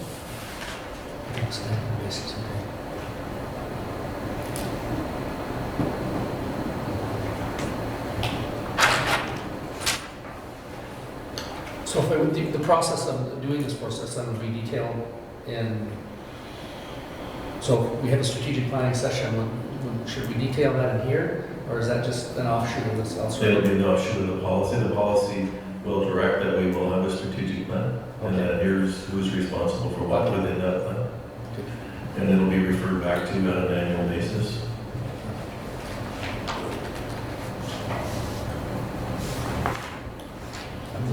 Any other comments, questions? I'll look to council for direction. Council Dodge. Also direct administration to bring strategic plan policy to the June 12th meeting, council meeting this year. Seconder? Council Buckingham? Any further discussion? If not, I'll call for the question. Seeing any, all in favor? Opposed? Carried. And that's it That's it. for us. We'll take some, certainly. I want to make a comment. I felt like we accomplished so much today. So thank you, you guys. It's awesome. And you guys too. It's like, Absolutely. I think this has been a great opportunity to share information. I think the information is public. People are seeing that we actually have got some information, send some direction to city administration to bring some things forward, certainly to do some more research and some other things. And I think it's been a very lively debate that gives people the opportunity to express their feelings and ask questions. And that's what we're here for, is to engage and ask some questions and make sure we have the information. Give direction to the city administration, which I think we've started the process. Councilor Buckingham. Thank you, Worship. Pre-governance audit notwithstanding, this is the direction this council wanted things to go. You know, this is the information piece that everybody, I think, around this table was looking for. So, well done, and kind of a marathon. I saw item 5.7 pass, and administration take a deep breath at that. That was great. So, we're there, but good job. Yeah, I'm impressed that we got through all of this, so I give you all the credit for that. It's a good debate, good dialogue, good information, and helpful to us as administration is we'll be able to go now and debrief on these discussions and move forward. So thank you. A friend of ours said we signed on for this, so. So, with that, I'd like to, do we need a motion to adjourn the, okay, yeah, we'll start with inquiries from the media. Inquiries from the media. Thank you, Your Worship. Today we have media requests for yourself, Mayor Albers, and also Councilor Baker. All right. Your Worship, this is just a question. Is this a press conference today, or this is just information? I think they were asking some questions about what we discussed today, and about this whole process, I suspect. I have no We haven't idea what decided we, anything. we haven't, so it's going to be interesting for the questions that they have for us. So, Your Worship, before you adjourn, I have a question. certainly. You've agreed to go in camera? Yes, I will. Because there was nothing specific. When I would ask that our directors and city manager and deputy city manager stay for the in-cameras. Certainly, we're trying to wrap this up You will, please? by 6 o'clock. But unfortunately, we gotta go, no, fortunately, we gotta go talk to the press. All right. So adjournment, continue. If you'll wait, you To Councilor Diachuk for adjournment. Or a recess? Recess. Yes, a recess. Thank you. Go play. Okay. It won't be long. We didn't decide it. I learned a lot this